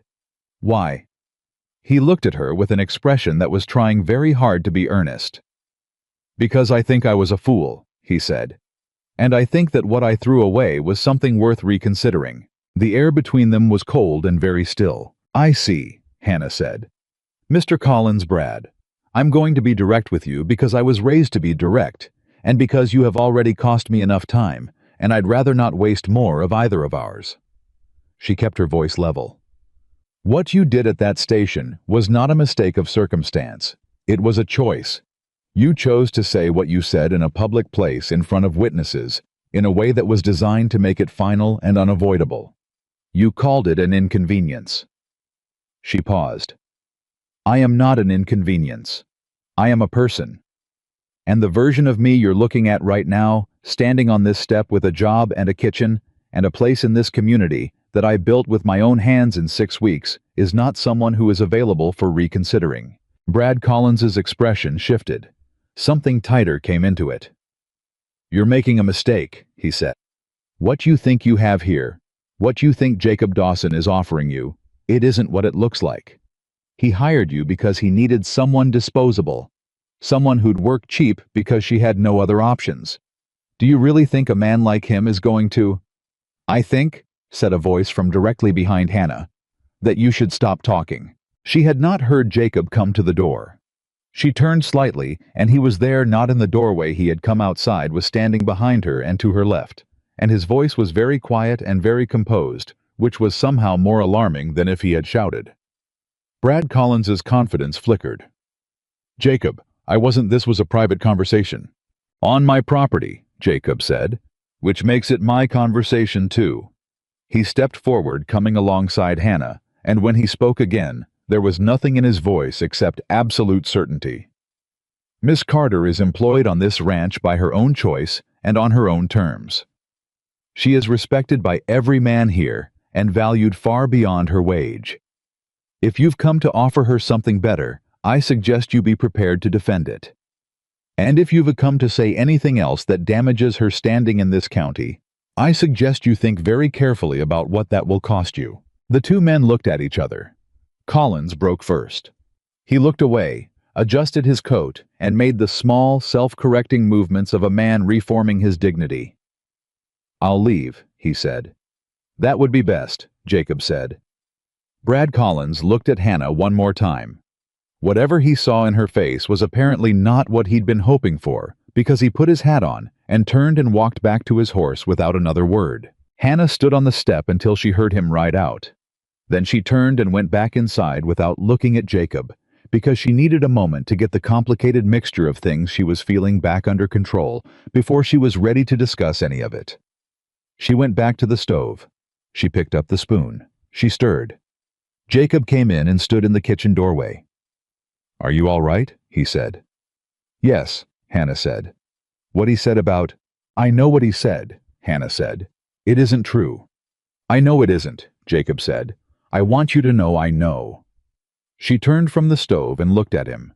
He was still in his coat, and the March cold was still in his face, and he was watching her with those dark, serious eyes that she had stopped trying not to notice. He's going to make more trouble, she said. Probably, Jacob agreed. What happens if he does?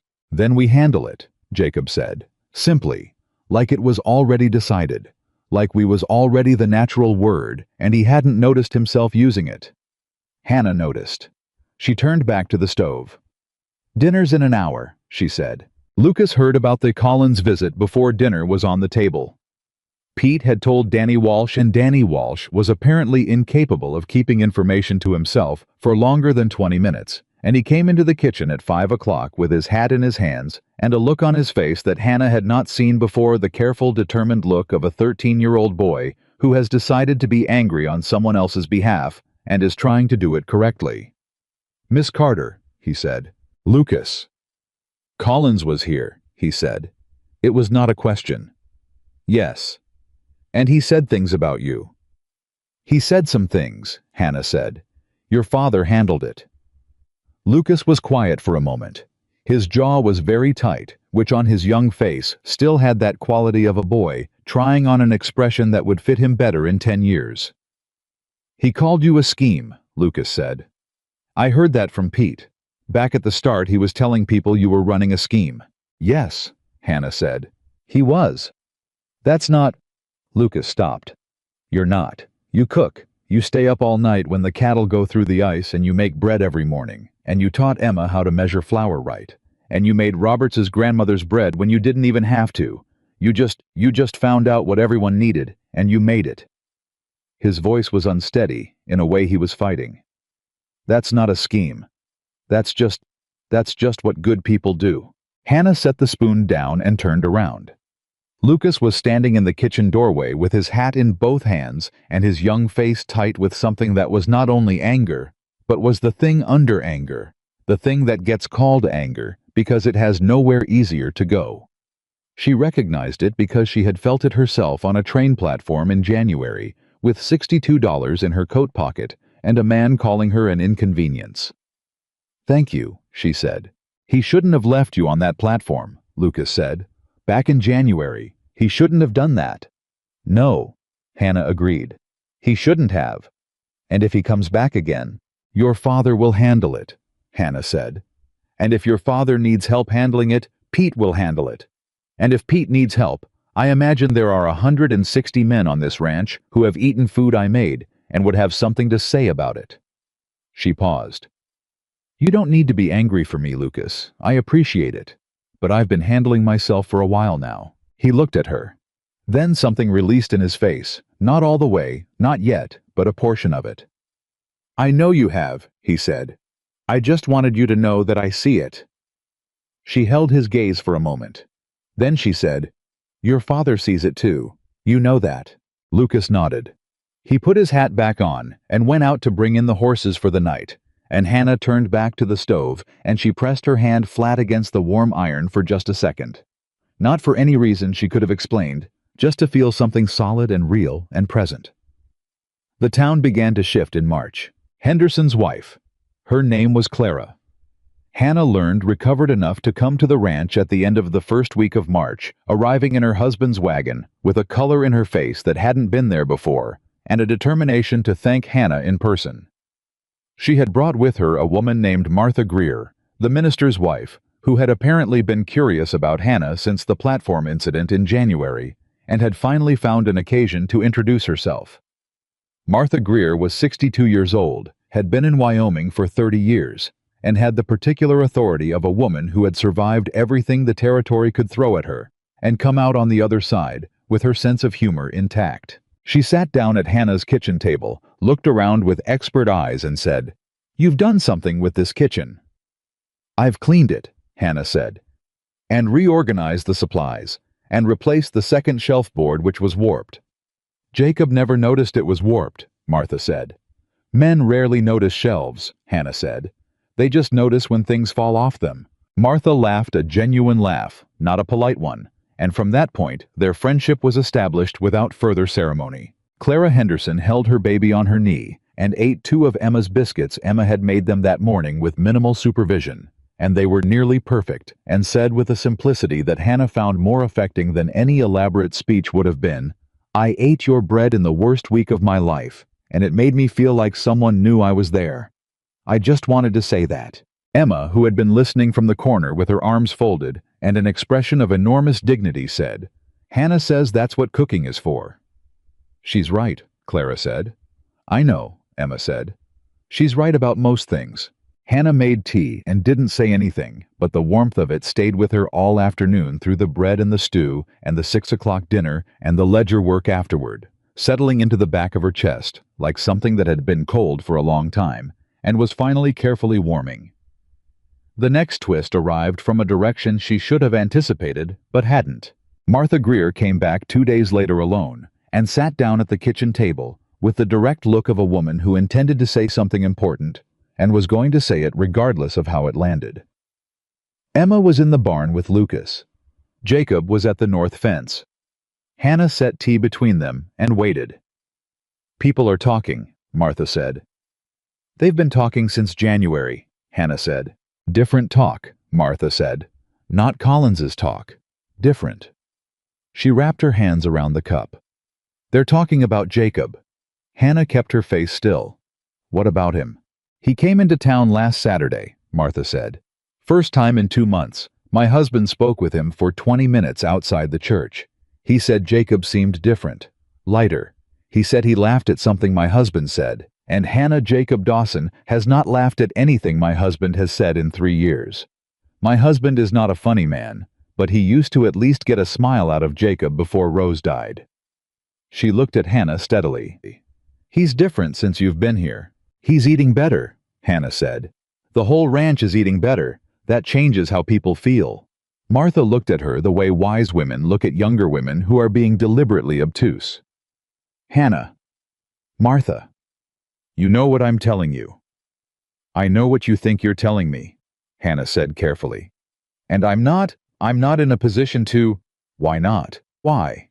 The directness of it silenced her for a moment. She looked at her tea. Because I work for him, she said. Because I came here as a rejected mail-order bride, and half the county already thinks I'm running some kind of scheme to attach myself to a wealthy man. Because acting on anything, feeling anything beyond what my job requires would prove every single thing Brad Collins has said about me. Martha Greer was quiet for a moment. Then she said, Sweetheart, the people who believe Collins already believe him. And the people who don't believe him already don't. Nothing you do or don't do is going to change that math. His children, Hannah said. His children adore you. That's exactly the problem, Hannah said. If I allow something that turns out to be if it doesn't, Emma has already lost one woman in this house. I won't be another loss for her. I won't. The silence after that was a different quality of silence. Martha looked at her with an expression that was not pity and was not admiration, but was something between them. The look of a woman who has lived long enough to recognize another woman's real reason when she hears it. You're protecting the children, Martha said. I'm doing my job, Hannah said. Which is cooking. Martha nodded slowly. She drank her tea. She said, Collins is going to do something bigger. I want you to be prepared for that. He's been quiet for 2 weeks, which for Brad Collins means he's been thinking. And when Brad Collins thinks for 2 weeks, it usually means someone else gets the trouble. Hannah looked up. What have you heard? Nothing specific, Martha said. Just the shape of it. He was at the county land office on Monday, and he was talking to Judge Harmon on Wednesday. She paused. Jacob should know. I'll tell him, Hannah said. She told him that evening, the same efficient delivery she used for anything important. Straight, no preamble, just the facts as Martha had given them. Jacob listened without interrupting his face, going very still in the particular way it did when he was processing something he didn't like. The land office, he said. That's what Martha said. And Harmon. He was quiet. Harmon owes Collins a favor. Something from last year, a water rights dispute that went Collins's way when it probably shouldn't have. What could he do? Hannah said. Through the land office. There was a question 3 years ago, Jacob said slowly, about the boundary on the north pasture. A survey dispute. We resolved it. I thought we resolved it, but if Collins has found a way to reopen it through Harmon... He stopped. It would tie up that whole section of grazing land through the spring season. The cattle need that pasture. Without it, we're looking at... He pressed his hand flat on the table. It could cost us a bad season. Hannah was quiet. Then she said, Can you get ahead of it? Talk to Harmon yourself before Collins does anything official. I can try. He looked at her. Why would Collins do this now? He's got his own ranch, his own land. This serves nothing except... It serves hurting you, Hannah said. Because you defended me. The look that crossed Jacob's face then was something she had not seen before. A cold, clear anger. Not the hot kind that makes people careless, but the settled kind that makes them determined. He's going after my ranch, Jacob said, because he wants to get at you. Yes, Hannah said. That's not acceptable, Jacob said. No, Hannah agreed. It isn't. He stood up from the table. He said, I'll ride to town tomorrow and see Harmon first thing in the morning. Pete will come with me. He paused. I need you to stay here. I need the house to be. I need everything to be normal for the children. It will be, Hannah said. I'll make cinnamon rolls in the morning. He almost smiled. Not quite, but almost. Emma will hold you to that. I know, Hannah said. Go see Harmon. Fix the land problem. I'll keep the house. He looked at her. One of those long, dark-eyed looks that Emma had accurately described as trying to figure something out, and then he said very quietly, Thank you, Hannah. It was the first time he had used her given name. She heard it land in the room and felt it settle somewhere in her chest and did not address it. Good night, Mr. Dawson, she said with complete composure. He looked at her for another moment. Then he said, Jacob. She met his eyes. "Good night, Jacob." He went upstairs.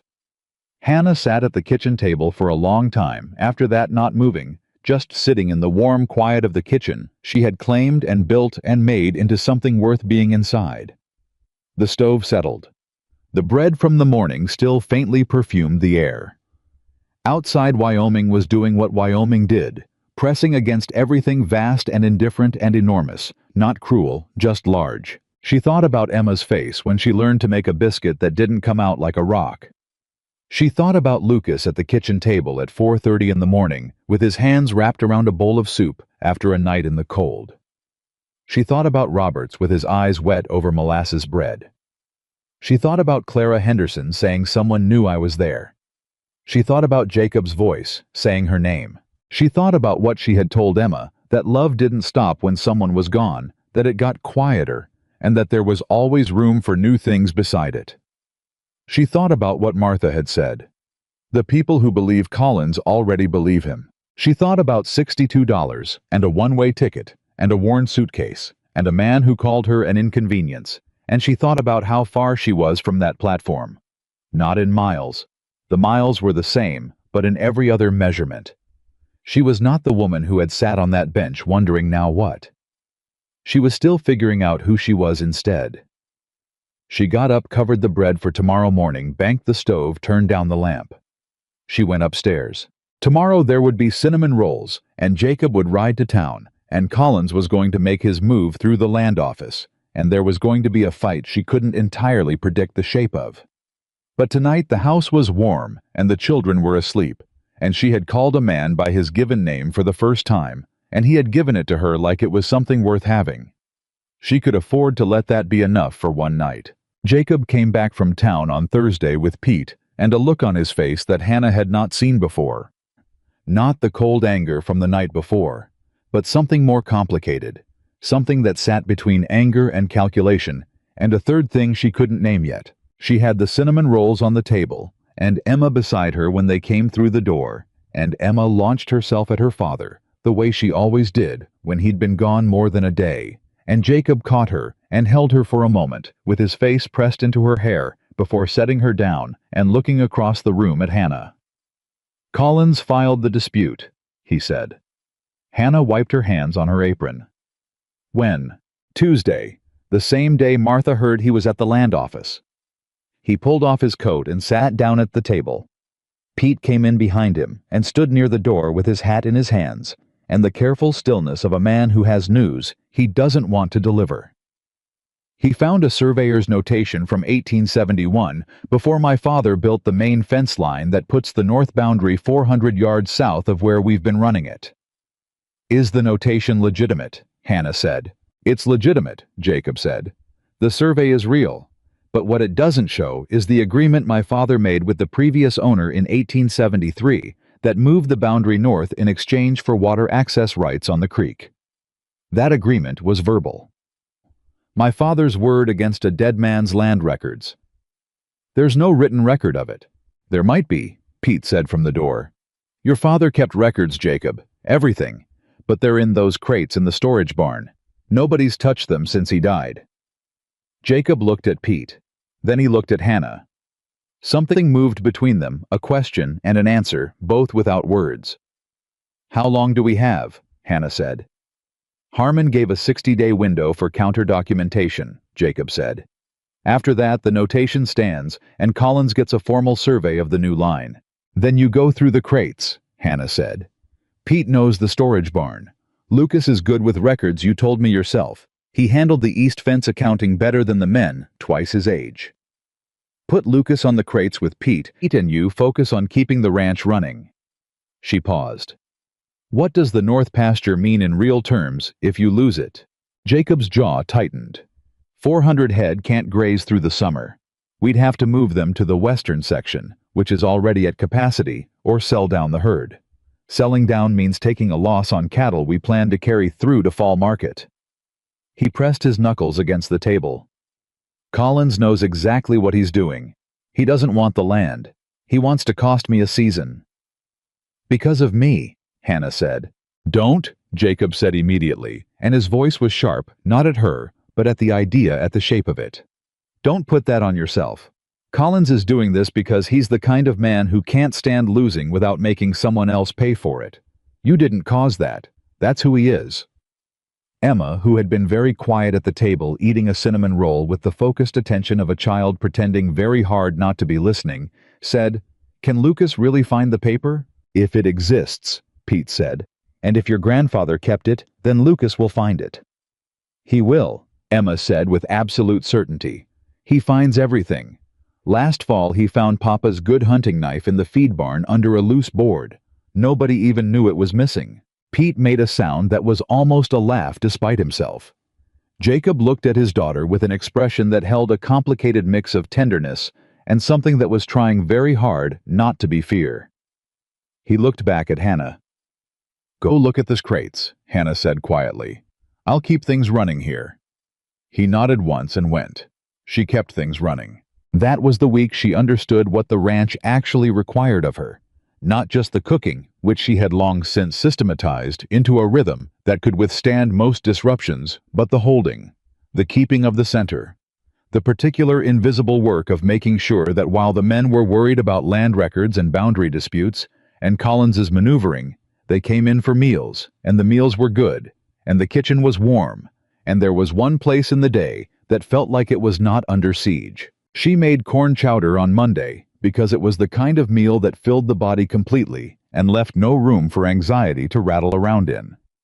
She made pot roast on Tuesday, because the smell of it braising all day was a specific kind of reassurance patient and generous, the smell of a kitchen that was not panicking.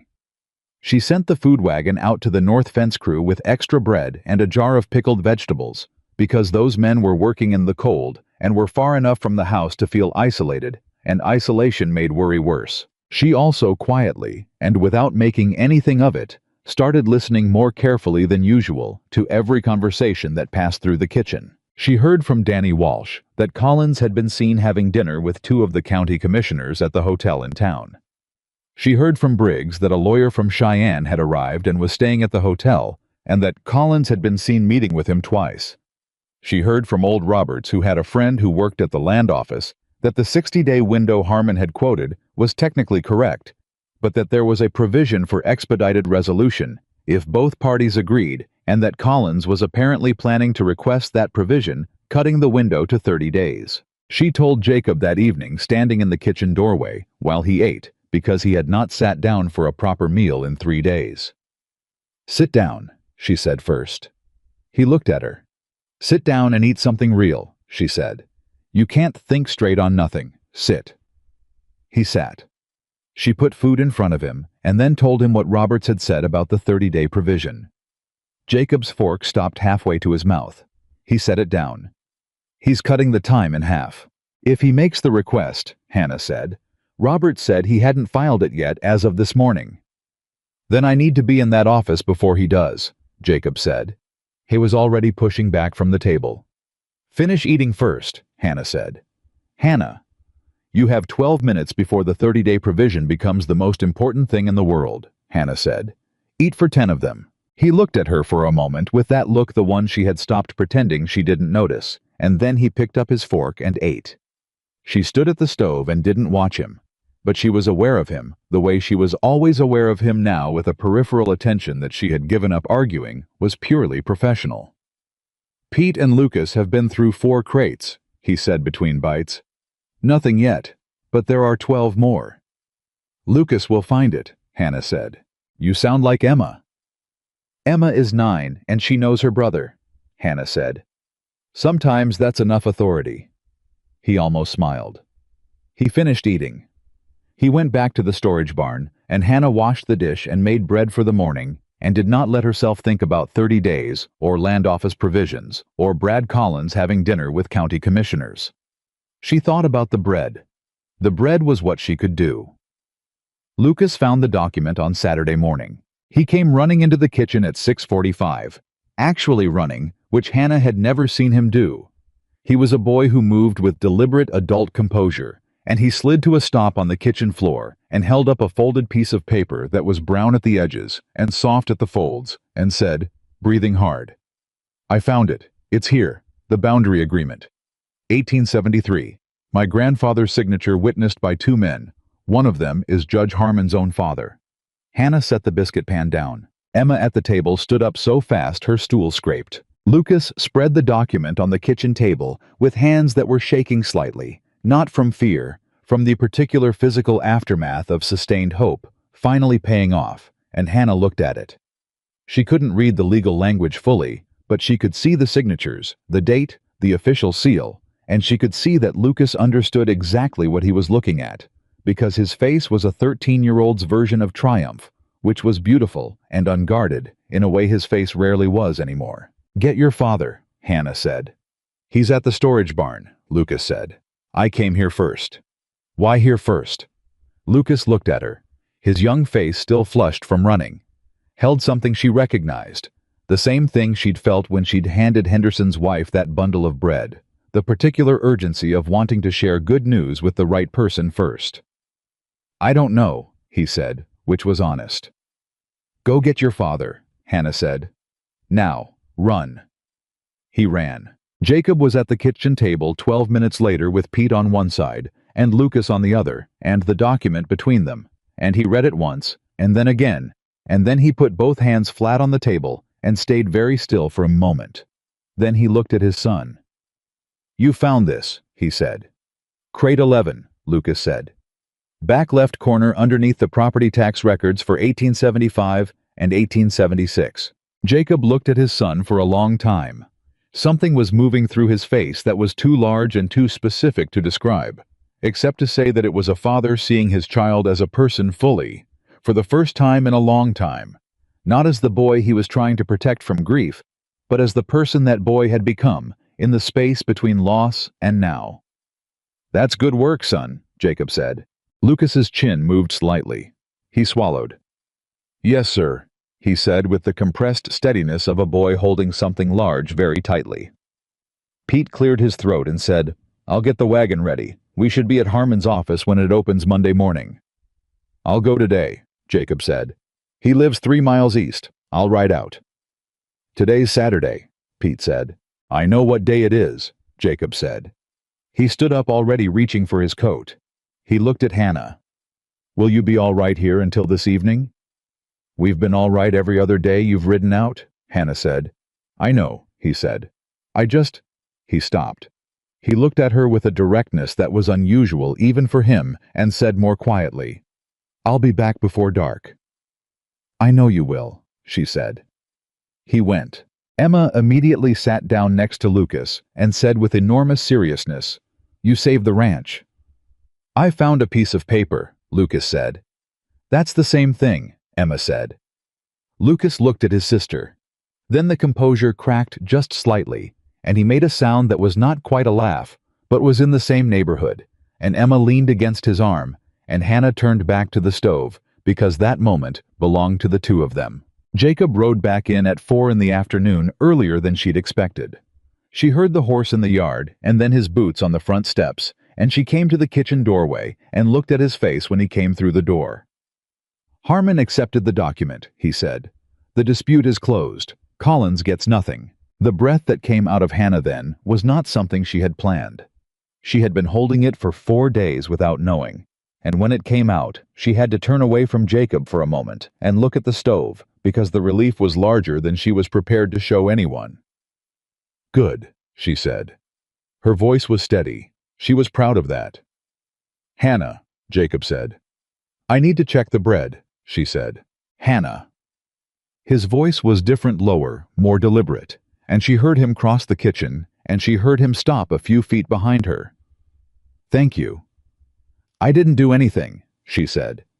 "Lucas found the document. You rode to Harmon. You made me sit down and eat on Wednesday night," Jacob said. "You told me about the 30-day provision before Collins could file it.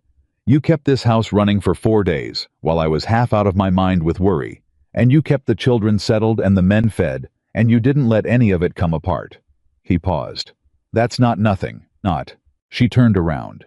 He was closer than she'd realized, and the afternoon light from the south window was in his face, and he was looking at her with the look that Emma had described, and Martha had commented on, and that Hannah had been carefully not interpreting for 2 months. She looked back. steadily.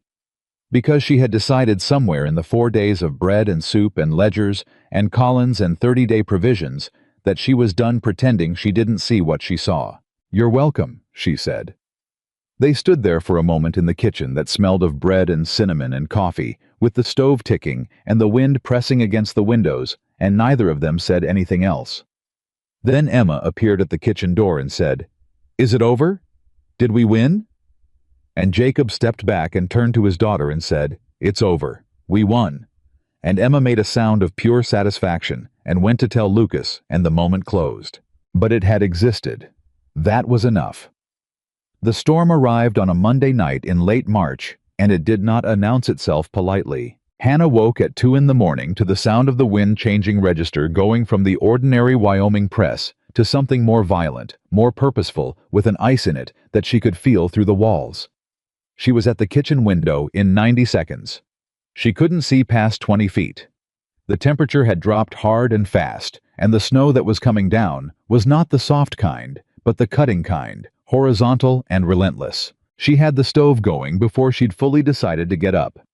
Jacob was downstairs 10 minutes later, already dressed, because Jacob Dawson slept lightly, and his ranch's weather was one of the things that woke him. He took one look at Hannah at the stove and said, "The North Herd." "How many men do you need?" she said. "All of them," he said. He was already at the door. "Pete's in the bunkhouse," she said. "I'll send food with whoever goes." "How long?" "Could be through dawn," he said. "Could be longer." "I'll cook through it," she said. He looked at her for 1 second. Then he was out the door. She cooked through it. The storm was the worst of the season, not the worst in Wyoming's history, but bad enough.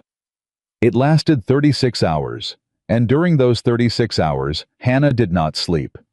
She made soup in batches, rotating pots on the stove, so there was always something hot. She made biscuits every 2 hours because they could be carried in coat pockets and eaten without stopping. She made coffee in quantities that should have been impossible and kept it hot on the back burner. She sent Emma upstairs when the storm got bad enough that the cold was coming through the window gaps, and she sat Emma at the kitchen table with tasks. When the child refused to go first, measuring, then wrapping biscuits in cloth, then keeping the coffee stirred so it wouldn't burn, small necessary tasks that gave Emma something to do with her worry. Lucas came in at intervals bringing reports from the field and taking food back out with him. He was doing a man's work in that storm, and he knew it, and Hannah could see him knowing it, the particular straightening of a boy becoming someone, and every time he came in, she had something hot and ready before he reached the table. At hour 14, when Hannah was on her 4th pot of soup and her 8th batch of biscuits, and her hands were cramped from the work, Pete Gallagher came in from the cold with ice in his beard and sat down at the kitchen table and looked at the food she set in front of him, and then at her with an expression that was beyond gratitude, was something more like reverence, and said, "Miss Carter, how are you still standing?" "Same way you are," she said. "1 hour at a time." "Pete ate," he said without looking up from his bowl. "Jacob's going to lose 6 head if this holds through tomorrow. Maybe more." "The north pasture fence went down in the first hour, and by the time we got there..." He stopped. "It's bad. I don't want to tell you how bad." "Tell me anyway," Hannah said. "I need to know what we're managing," Pete told her. 6 cattle already down, possibly 12 by morning. The north fence would need 3 weeks of work before it was sound again. 2 men had mild frostbite on their hands and needed to be kept warm and watched. The hay stores in the north barn were frozen, which meant the surviving cattle couldn't eat without the men breaking the bales by hand in the cold. Hannah absorbed all of it. She cataloged it the way she cataloged everything, practically without panic, asking what was actionable and what wasn't. The men with frostbite needed warm food and dry clothes and rest. She could do that. The cattle she couldn't help with, but she could keep every man standing who might be able to. The hay she couldn't fix, but she could make sure the men breaking frozen bales at 3 in the morning had full stomachs before they went back out. "Send me the 2 men with the frostbite," she said. "Right now. And tell the hay crew I'll have hot food ready in 40 minutes. Pete looked at her. "You've got soup on and biscuits, and you've been awake for 40 minutes, Hannah said. He went. The two men with frostbite Jenkins and a young hand named Cullum, who couldn't have been more than 19, came in half an hour later, and Hannah sat them at the table and examined their hands with the practical knowledge of a woman who had grown up in Ohio winters and knew the difference between frostnip and actual frostbite, and theirs was bad, but not the worst kind, and she told them so, and wrapped their hands in warm cloths soaked in water that was hot but not scalding, and she sat Cullum, who was shaking badly and trying to hide it close to the stove, and talked to him while she worked about nothing in particular, just steady human voice to hold him to the present moment while his body remembered it was warm. "First bad storm?" she asked him. "Yes, ma'am," Cullum said. His voice was shaking as much as his hands. "You did the right things," she said. "You came in when Pete told you. That's the main thing." "I didn't want to come in," he said. "Jacob was still out there." "Jacob's been through 30 of these," Hannah said. "He knows exactly how bad it can get. You don't yet. You come in when you're told until you know." Cullum nodded. Some of the shaking eased. Not all of it, but some. Jenkins across the table said without preamble, "How long have you been awake?" "Long enough," Hannah said. "You should sleep," Jenkins said. "When the storm breaks," she said. Jenkins looked at his wrapped hands and then at the soup in front of him, and then at Hannah, and said with the gruffness that was his characteristic form of sincerity, "You're good people, Miss Carter, whatever that Collins fool says." "Thank you, Jenkins," she said. "I mean it," he said. "Good people. I know you mean it," she said. "Eat your soup." Jacob came in at hour 22. She heard his boots on the front step and the particular sound of a man moving carefully because he was exhausted and had been moving through severe cold for nearly a day, and she had a mug of black coffee ready before he reached the kitchen. He came through the door and stopped. He looked like the storm. He had ice on his coat, and his face was raw from the wind, and there was an exhaustion in him that went past the body, the bone-deep kind, the kind that comes from fighting something that doesn't care how hard you fight it. She handed him the coffee. He took it with both hands. "How many?" she said. "8, he said. "We saved the rest." "8 is not 12, she said. "Pete thought 12. "Pete was right to think it," Jacob said. He sat down at the table, and she set food in front of him, and he ate slowly, mechanically, the way men eat when they're too tired to taste anything but know they have to eat. "The fence is down in 3 sections. We can't repair it until the storm breaks and the ground thaws." "What does that mean for the herd?" "It means we run a watch rotation on the north boundary until it's repaired, day and night, 3 men at a time." He looked up. "Hannah, the supply stores. We're going to need more than I planned for. The storm's going to hold for at least another day, and the men can't work on empty. I inventoried this morning," she said. "At 6 a.m. before the second wave hit. We have enough flour for 4 more days of bread at current rate. Enough beans for 5 days of soup. The salt pork is getting low, 2 days, maybe 3. Coffee is fine. I can stretch everything if I need to make it last longer. But you need to get a supply wagon out as soon as the roads are passable." I was looking at her with an expression she was starting to understand, startled every time by what she had already done before he thought to ask. "You inventoried at 6 a.m., he said. "I knew it was going to be a long storm," she said. "Planning is what you do before you need the plan." He set his coffee mug down and looked at her. Really looked at her, the way he had been doing with increasing frequency and intensity since the night they'd sat at the kitchen table together and he'd said her name for the first time. There was something in his face that was not just tiredness and not just gratitude, something that was building toward a shape she recognized but was not yet ready to call by its name. "What would I have done," he said, "if Pete hadn't gone to that platform in January?" "Pete didn't go to the platform," Hannah said. "You did." "I did," he agreed. He looked at his food. "I almost didn't. He stopped. "I almost let you sit there. I told Pete when I saw what happened that it wasn't our business. And Pete said, then it's going to bother you for a long time. And He made a sound. "I walked over because I couldn't not. Because there was something about the way you sat there that was..." He stopped again. "What?" Hannah said. "Like you were deciding what to do next instead of falling apart," he said. "Like whatever he'd done to you, You were already past it and on to the practical question. He looked up. I'd never seen anyone sit like that. Not in grief. Not in that kind of public humiliation. Like nothing he did could reach the thing in you that was actually important. Hannah held very still. I wanted to know what that was, Jacob said. That's why I walked over.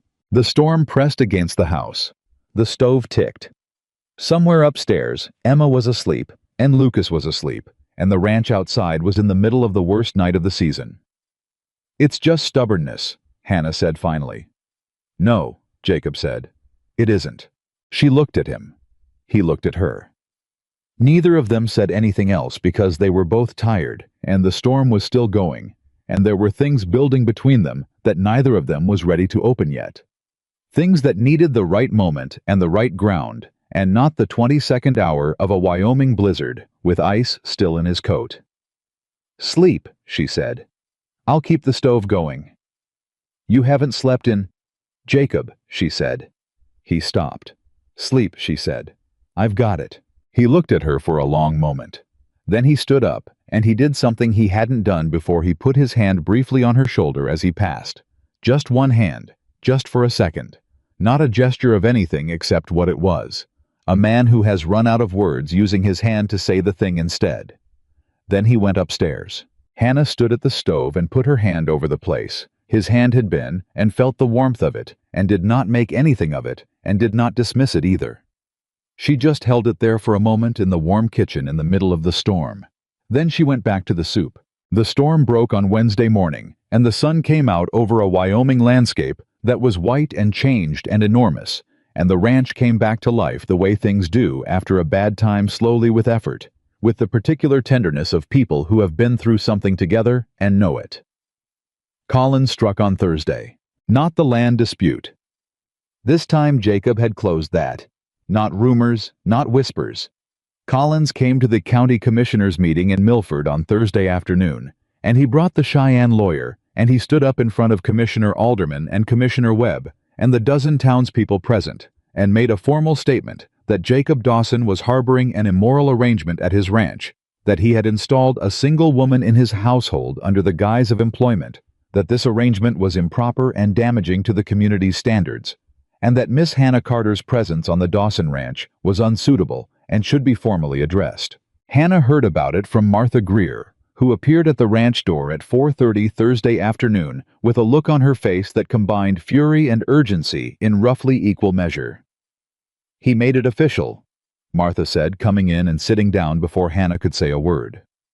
He went in front of the commissioners. He used words like immoral. He brought a lawyer. Hannah felt something go cold in her chest. Not fear exactly. Something more like the recognition of a thing she had known was coming and had hoped would wait longer. What can the commissioners do? She said. Technically nothing, Martha said. There's no ordinance against a woman working as a cook on a private ranch. But Collins isn't going for ordinance, he's going for reputation. He wants your name in an official record. He wants Jacob's name beside yours in an official record. He wants the story fixed. She looked at Hannah with the directness she always brought to hard conversations. He knows he can't touch the land anymore. He can't touch the business, so he's going after the one thing he thinks Jacob is vulnerable about. Me, Hannah said. You, Martha said. And Jacob's feelings, which at this point are obvious to everyone in this county, except apparently you and Jacob. Hannah sat down across from Martha. The kitchen was quiet. Emma was at the barn with Lucas. Jacob was at the north fence repair. She had maybe an hour. What do people think? She said. The people who were there, what did they say? Martha was quiet for a moment. Collins spoke for 10 minutes, she said. He was very smooth about it, very careful with the language. The lawyer spoke for 5 minutes. And then Alderman said that before any formal note was entered in the record, he wanted to hear from the people in the room who actually knew Miss Carter. Martha paused. Hannah. 12 people spoke. 12, Hannah said. Henderson spoke, Martha said. He told them about his wife, about the bread, about what you said to him at the door. Her voice had gotten quieter. Robert spoke. He said you'd made his grandmother's bread without being asked, and that he hadn't felt at home anywhere in 30 years until that Thursday morning. Jenkins spoke. He said, She stopped. What did Jenkins say? Hannah said. He said you wrapped his hands in warm cloths during the storm and talked him through the cold, and that if that was immorality, then the word had lost its meaning. Martha's eyes were bright. Colum spoke. He's 19, Hannah. He stood up in front of 2 county commissioners and a Cheyenne lawyer and said that you sat with him when he was shaking and told him he'd done the right things. Briggs spoke about his wife. Clara Henderson was there, and she spoke about her baby. Danny Walsh stood up, and he could barely get the words out, but he said you'd made him feel like his sister wasn't entirely gone. She stopped. 12 people. Collins's lawyer tried to object, and Alderman told him to sit down. Hannah's hands were flat on the table. She was not entirely sure what was happening in her chest. What did the commissioners decide? She said. Her voice was almost steady. Alderman said, and I'm quoting this exactly because I wrote it down the moment I got outside. He said, Mr. Collins, I'm not going to enter anything in this record that speaks against a woman who spent 36 hours in a blizzard feeding everyone on that ranch so they could stay alive. I suggest you find a different project. And Webb seconded it. Martha reached across the table and put her hand over Hannah's. Collins left. His lawyer left. The 12 people who'd spoken went home. Hannah looked at Martha's hand on hers. She thought about Roberts at the breakfast table with his eyes wet. She thought about Colum shaking at the stove. She thought about Danny Walsh barely getting his words out in front of a commissioner because he was talking about a dead girl who liked the name Grace. She thought about 12 people standing up in a public room when they didn't have to. She had not come 3,000 miles for this. She had come 3,000 miles for something entirely different, and it had collapsed on a train platform, and she had sat on a bench and thought, now what? And now here she was with Martha Greer's hand on hers, and 12 people's voices in an official room and a kitchen she'd built from low stores and good bones, and a family who had let her in through the only door she'd ever had. The kitchen door, the practical door, the one that didn't require anything except showing up and doing the work. She pressed her eyes shut for 1 second. Then she opened them and said, I need to tell Jacob before he hears it from someone else. Yes, Martha said. You do. Will you stay until he comes in? I'll make the tea, Martha said, and stood up. Jacob came in from the north fence at 5:30 with mud on his boots and the particular satisfaction of a man who has been doing physical work that needed to be done, and he stopped when he saw Martha at the stove and Hannah at the table with her hands folded and both women looking at him. What happened? He said. Hannah told him. She told it plainly, the way she told him everything the commissioners' meeting Collins's formal statement, the lawyer, the 12 people, Alderman's ruling. She watched his face move through the telling. She watched the anger come in, and then something underneath the anger that was harder to read and more important. When she finished, Jacob was very still. 12 people, he said. Yes. Roberts spoke, he said. Yes. Jenkins, he said. Yes. He stood in the kitchen doorway for a long moment. He looked at Martha, who met his look with her particular expression of a woman who has already decided what needs to happen and is waiting for everyone else to catch up. Then he looked at Hannah. I should have been there, he said. There was nothing for you to do there, Hannah said. It was handled. Not by me, he said. And there was something raw in his voice, not anger at her, something directed at himself, at the fact that 12 of his men and neighbors had stood up for his cook in a public room while he was mending a fence 3 miles away. Jacob, Hannah said. He looked at her. They didn't stand up for your cook, she said quietly. They stood up for themselves, for what they felt in that kitchen. That's different. She paused. That's the whole point. He held her gaze.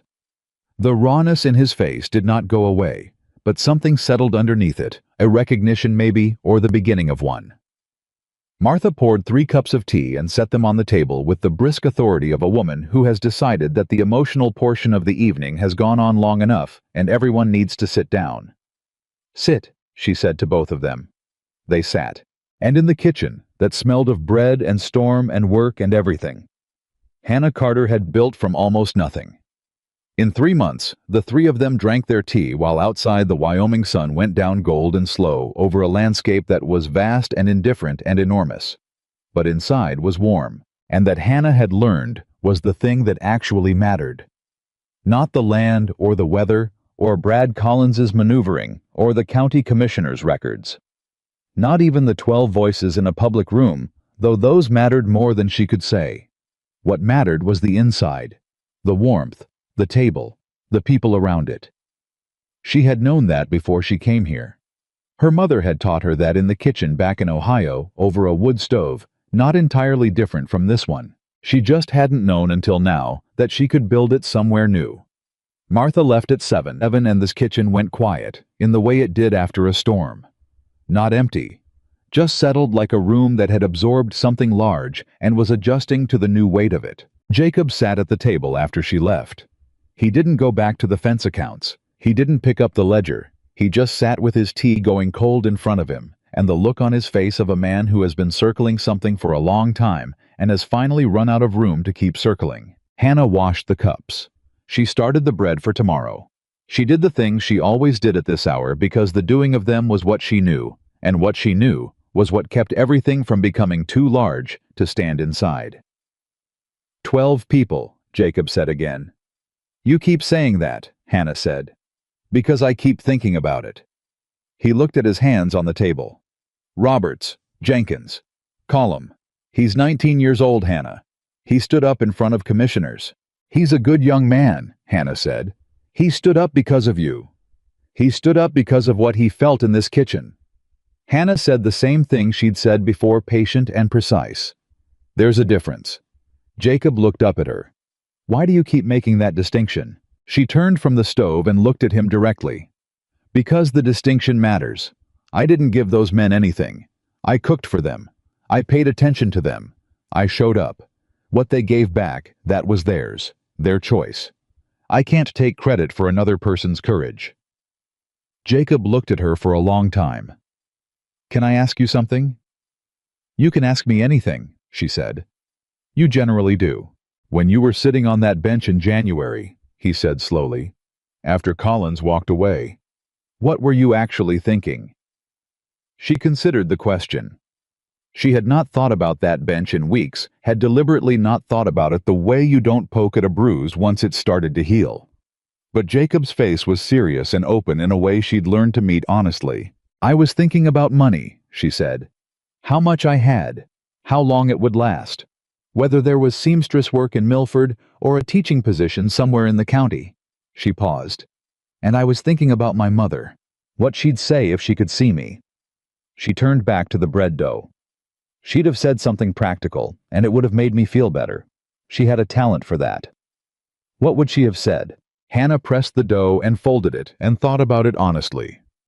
She'd have said, well, now you know who he is. That's worth knowing. Jacob made a sound close to a laugh but softer. She sounds like a remarkable woman. She is, Hannah said. She'd like this kitchen. She'd be welcome in it, Jacob said, and the simplicity of it landed between them like something that had been waiting to be said. Hannah kept her hands in the dough. Can I ask you something? She said. You can ask me anything, he said. An echo deliberate. She heard it. Rose, she said. She felt the air in the room shift slightly when she said the name, the way it always did. Not tension, but attention, the particular quality of a space around a loss. Do you talk about her to anyone? I was quiet for a moment. Not enough, he said. Pete sometimes. Not to the children I didn't want to. I thought I was protecting them. And then you told me Lucas was protecting me in the same way, and I understood that I'd gotten it entirely wrong. Not wrong, Hannah said. Just incomplete. Is that a distinction you're making on my behalf? Yes, she said simply. Because it's the accurate one. He exhaled. She would have liked you, he said. Rose. She had no patience for indirection or pretense. She said exactly what she meant, and she expected the same back, and she didn't apologize for either. He paused. The first time I met her, I said something diplomatic about her father's fence line. It was a disaster, anyone could see it, and she looked at me and said, "You can either say what you think or leave Mr. Dawson, but you cannot do both." He stopped. I told her the fence was a disaster. We were married 8 months later. Hannah smiled. She couldn't help it. "She sounds like she was extraordinary." "She was," Jacob said. "She was the kind of person who made everything around her more real, more itself." He was quiet for a moment. "When she died, I thought the house would never feel like a house again. I thought I'd just run the ranch until I couldn't anymore, and that would be the shape of things." His voice was steady, but underneath it was the particular texture of a grief that has been carried so long it has become part of the body's architecture. "And then you came." Hannah was very still. "I'm not saying it the way it sounds," Jacob said quickly. "I'm not. I know what you are here, what you've been. I'm not trying to—" "Jacob," Hannah said. He stopped. She turned around and looked at him. She had been working up to something for 4 months, without knowing she was working up to it, the way bread rises slowly in the right conditions, until it's ready, and you can't argue with it anymore. "Say what you actually mean," she said. "You told me once that you don't have a gift for making things sound better than they are. I've always appreciated that. So say what you mean." He held her gaze. His hands were flat on the table, and his face was open in a way she hadn't seen it be open before, not unguarded exactly, but deliberate, like a man who has decided the guarding costs more than it protects. "I don't want you to leave," he said. "Not because this ranch needs a cook, because I—" He stopped. He tried again. "Because this house became itself again when you walked into it. And I don't mean the meals, though. God knows the meals. I mean Emma at the table laughing at something you said. Lucas talking about the horses with someone who actually listens. Robert's every Thursday morning. The kitchen light at 4 a.m. when I come downstairs and you're already—" He stopped a third time. "I mean all of it. I mean you." The bread dough sat on the table between them, forgotten. Hannah looked at Jacob Dawson, the man who had crossed a train platform in January, because he couldn't not, who had called her an inconvenience to no one, and called Collins one to his face, who had put his hand briefly on her shoulder at hour 22 of a blizzard, and said more with that gesture than most men said in a year. She thought about what she had told Emma. That love didn't stop when someone was gone. That it got quieter. That there was always room beside it, not instead of it. She thought about what she'd told Martha. That she wouldn't be another loss for Emma. That she was protecting the children. She thought about the real reason she'd been careful, which was not just the children, and not just the rumors, and not just propriety, but something older and more private. The particular caution of a woman who had sold her grandmother's brooch for a one-way ticket, and arrived at a destination that didn't want her, and who had learned in the sharpest possible way what it cost to commit to something completely before you knew if the ground would hold. She needed to know the ground would hold. "I need to ask you something first," she said, "before I say anything back." "Ask?" he said. "If I say yes to whatever you're asking, and I understand what you're asking, it has to be real. Not gratitude, not convenience, not the ranch needing a cook." She looked at him steadily. "I came 3,000 miles on the basis of letters from a man who needed someone useful, and I ended up on a bench in January with nothing. I will not do that again. Not for any version of the same thing with a different name on it." Jacob looked at her. His face was still open. He didn't flinch from what she'd said. "It's not gratitude," he said. "I know what gratitude feels like. I'm grateful to Pete every day, and I've never once thought about whether Pete was in the house when I got home from the north fence." He paused. "It's not convenience. I was inconvenienced before you came. That's actually what it was. The kitchen was an inconvenience, a problem to solve. What I feel now is nothing like inconvenience." He said the word the way she knew he meant it, as a counter to Collins, as a deliberate reclamation of it. "And as for the ranch needing a cook, the ranch can hire another cook. The ranch cannot hire another you. There is no other you. I've looked for 3 years. Not for you specifically. I didn't know to look for you. But for the thing you are, the quality of you. And I had begun to think it didn't exist in the world. And then you sat down on that bench. The kitchen was very quiet." Hannah pressed her hands flat on the table beside the bread dough and looked at them for a moment. Then she looked up. "All right," she said. Jacob was very still. "All right." "Yes," she said. "I mean yes." Something moved through his face, then relief and warmth, and something that was almost disbelief, the look of a man who prepared thoroughly for disappointment and has just been handed something he didn't plan for. He stood up from the table. He crossed the kitchen. He stopped in front of her, and he was close enough that she could see the March cold still in the weathering of his face, and the particular dark of his eyes, and the way he was looking at her, like she was something real that he was only now fully allowing himself to see. He said, "I don't have a ring. I don't need a ring right now," Hannah said. "I'll get one." "I know you will," she said. "You're a man who follows through." He put his hands on either side of her face, the way you hold something you've been afraid to drop, and he looked at her for one more moment, and then he kissed her, and it was not a complicated kiss. It was the kind that happens when two people have been waiting long enough that when it finally arrives, there is nothing tentative or cautious about it.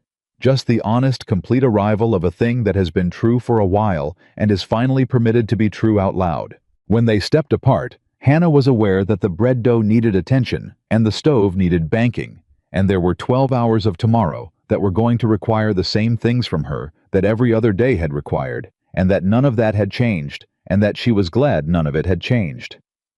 "The children," she said. "Tomorrow," he said. "Let me tell them tomorrow. Let tonight be." He stopped. "Tonight," she agreed. I went upstairs. She banked the stove and covered the bread and turned down the lamp, and she stood in the kitchen for a moment in the quiet and felt the house around her. Emma asleep upstairs. Lucas asleep. The ranch outside in the dark. The Wyoming cold pressing against the windows, and finding as it always did the warm center of the house to push against. She pressed her hand flat against the stove, warm, solid, real. Then she went upstairs. The twist she had not planned for came at breakfast. She had not slept long, 4 hours, maybe 5, and she was at the stove at her usual time. And Emma appeared at the kitchen door at 5:45 in her nightgown, the way she always did. And she looked at Hannah, and she looked at the stove, and she looked at Hannah again, with those enormous dark eyes that were entirely her father's. "You look different," Emma said. Hannah turned back to the biscuits. "I look exactly the same." "You don't," Emma said. She came into the kitchen and climbed onto her stool and looked at Hannah with the focused attention of a child who has decided to solve a problem. "You look like—" She tilted her head. "Like when the storm broke. That Tuesday morning. Remember, everything was bad, and then the sun came." Hannah looked at her over her shoulder. "That's very poetic, Emma." "I know," Emma said. "Papa looks like that too." Hannah turned back to the stove. "He came downstairs before you," Emma said. "And he made coffee. He never makes coffee. He always waits for you to make it. And he was singing something. Under his breath. Not really singing, just—" She hummed a note. "Like that." Hannah set the biscuits in the oven. "Emma," she said. "Yes.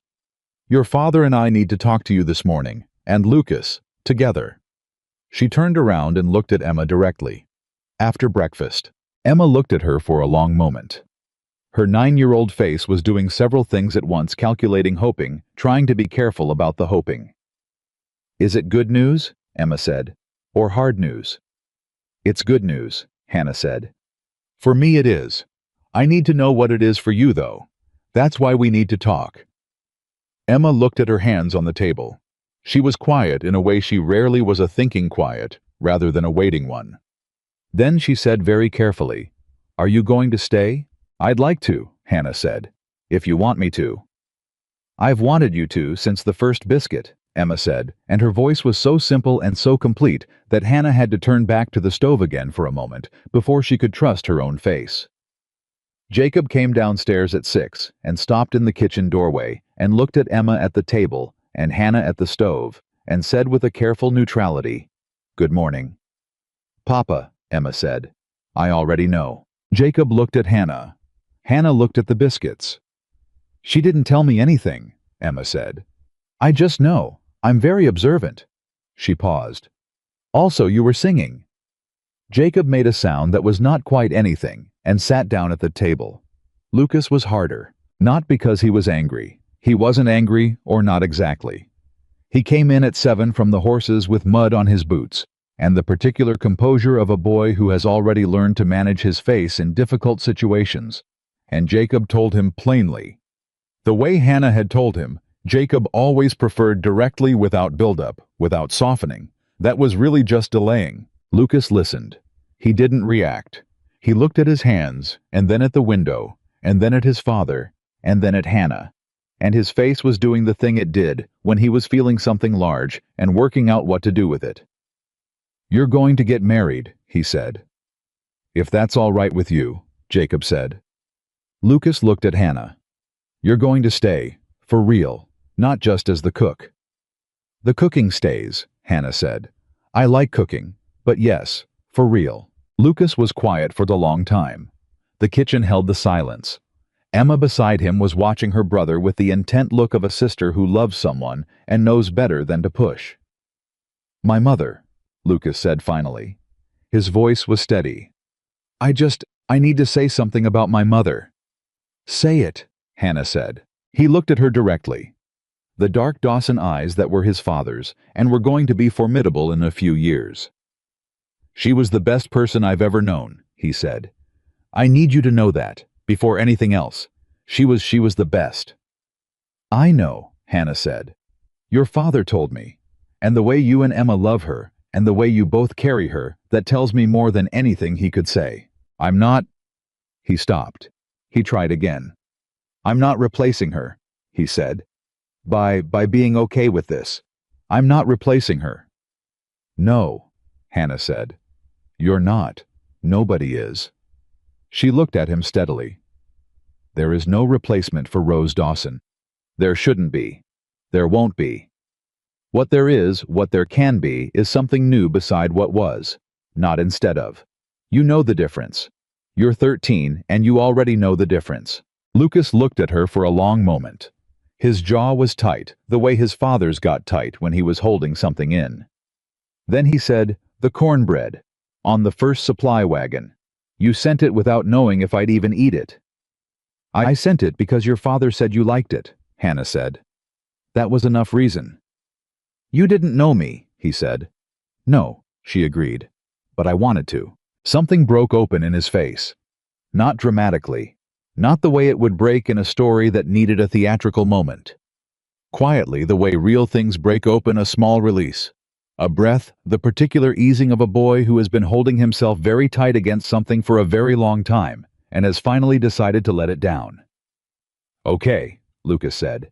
Jacob's hand moved on the table toward his son. Lucas let him take it, which was more than Hannah had seen him allow in all the months she'd been watching. Emma burst into tears. Not sad tears, the other kind, the kind that have nowhere else to go. She cried the way children do when they've been hoping for something so long that when it arrives, the hope itself has to come out somehow.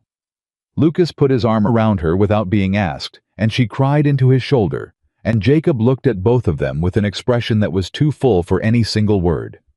Hannah got up and went to the stove. She made breakfast. That was what she did. She made biscuits and eggs and gravy, and she set it all on the table while Emma recovered, and Lucas ate with one arm still around his sister, and Jacob drank his coffee and looked at his children and his kitchen and the woman at the stove, with the face of a man who is looking at the whole of his life and finding it for the first time in 3 years, something he wants to be inside. Brad Collins made his last move on a Saturday in April. It was not a legal move, and it was not a quiet one. He came to the county social at the Milford Grange Hall, the spring gathering that half the county attended, the kind of event where everyone saw everyone, and everything said in public stayed public. He came with the Cheyenne lawyer, and he came with a prepared speech about moral standards and community values, and the example set by prominent ranchers. He didn't get to give it. He got as far as the door. Because standing inside the door were Pete Gallagher, and Tom Briggs, and Jenkins, and Danny Walsh, and Old Roberts, and Cullum, and Clara Henderson, and her husband, and Martha Greer, and the minister and commissioner alderman, and his wife. And when Collins walked in, they did not move or speak or make any scene. They simply stood there, facing him, in the particular silence of people who have already decided and are communicating that decision without words. Collins stopped. The Cheyenne lawyer stopped behind him. Alderman stepped forward. He was 60 years old and had been in Wyoming for 40 of them, and he had a way of speaking that did not require volume to be final. He said, "Mr. Collins, you've said what you had to say before this community, and this community has said what it had to say back.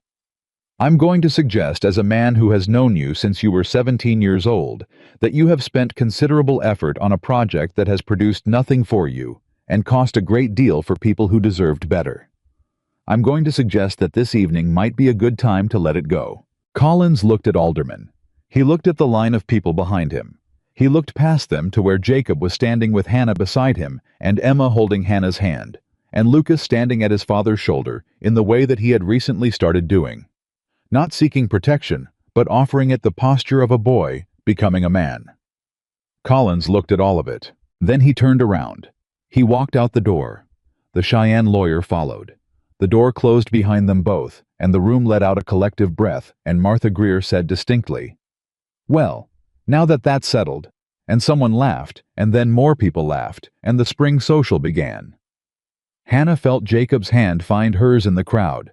Not a showy gesture, not a declaration, just his hand closing around hers, with the quiet certainty of something decided, and she let it stay there. Emma squeezed her other hand. "He left," she said with deep satisfaction. "He left," Hannah agreed. "He's not coming back," Emma said. "No," Hannah said. "I don't think he is." Emma nodded satisfied and went to find Clara Henderson's baby, who she had developed a considerable attachment to over the past month. The wedding was in May on a Saturday morning that had the particular quality of a Wyoming spring day, clear and enormous and cold enough still to need a coat, but with the sun fully committed and the land beginning to come back to itself after the long winter.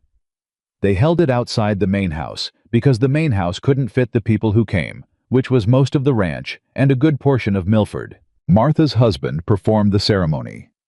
He was, as Martha had accurately noted, not a funny man, but he was a sincere one, and the words he said were simple and correct.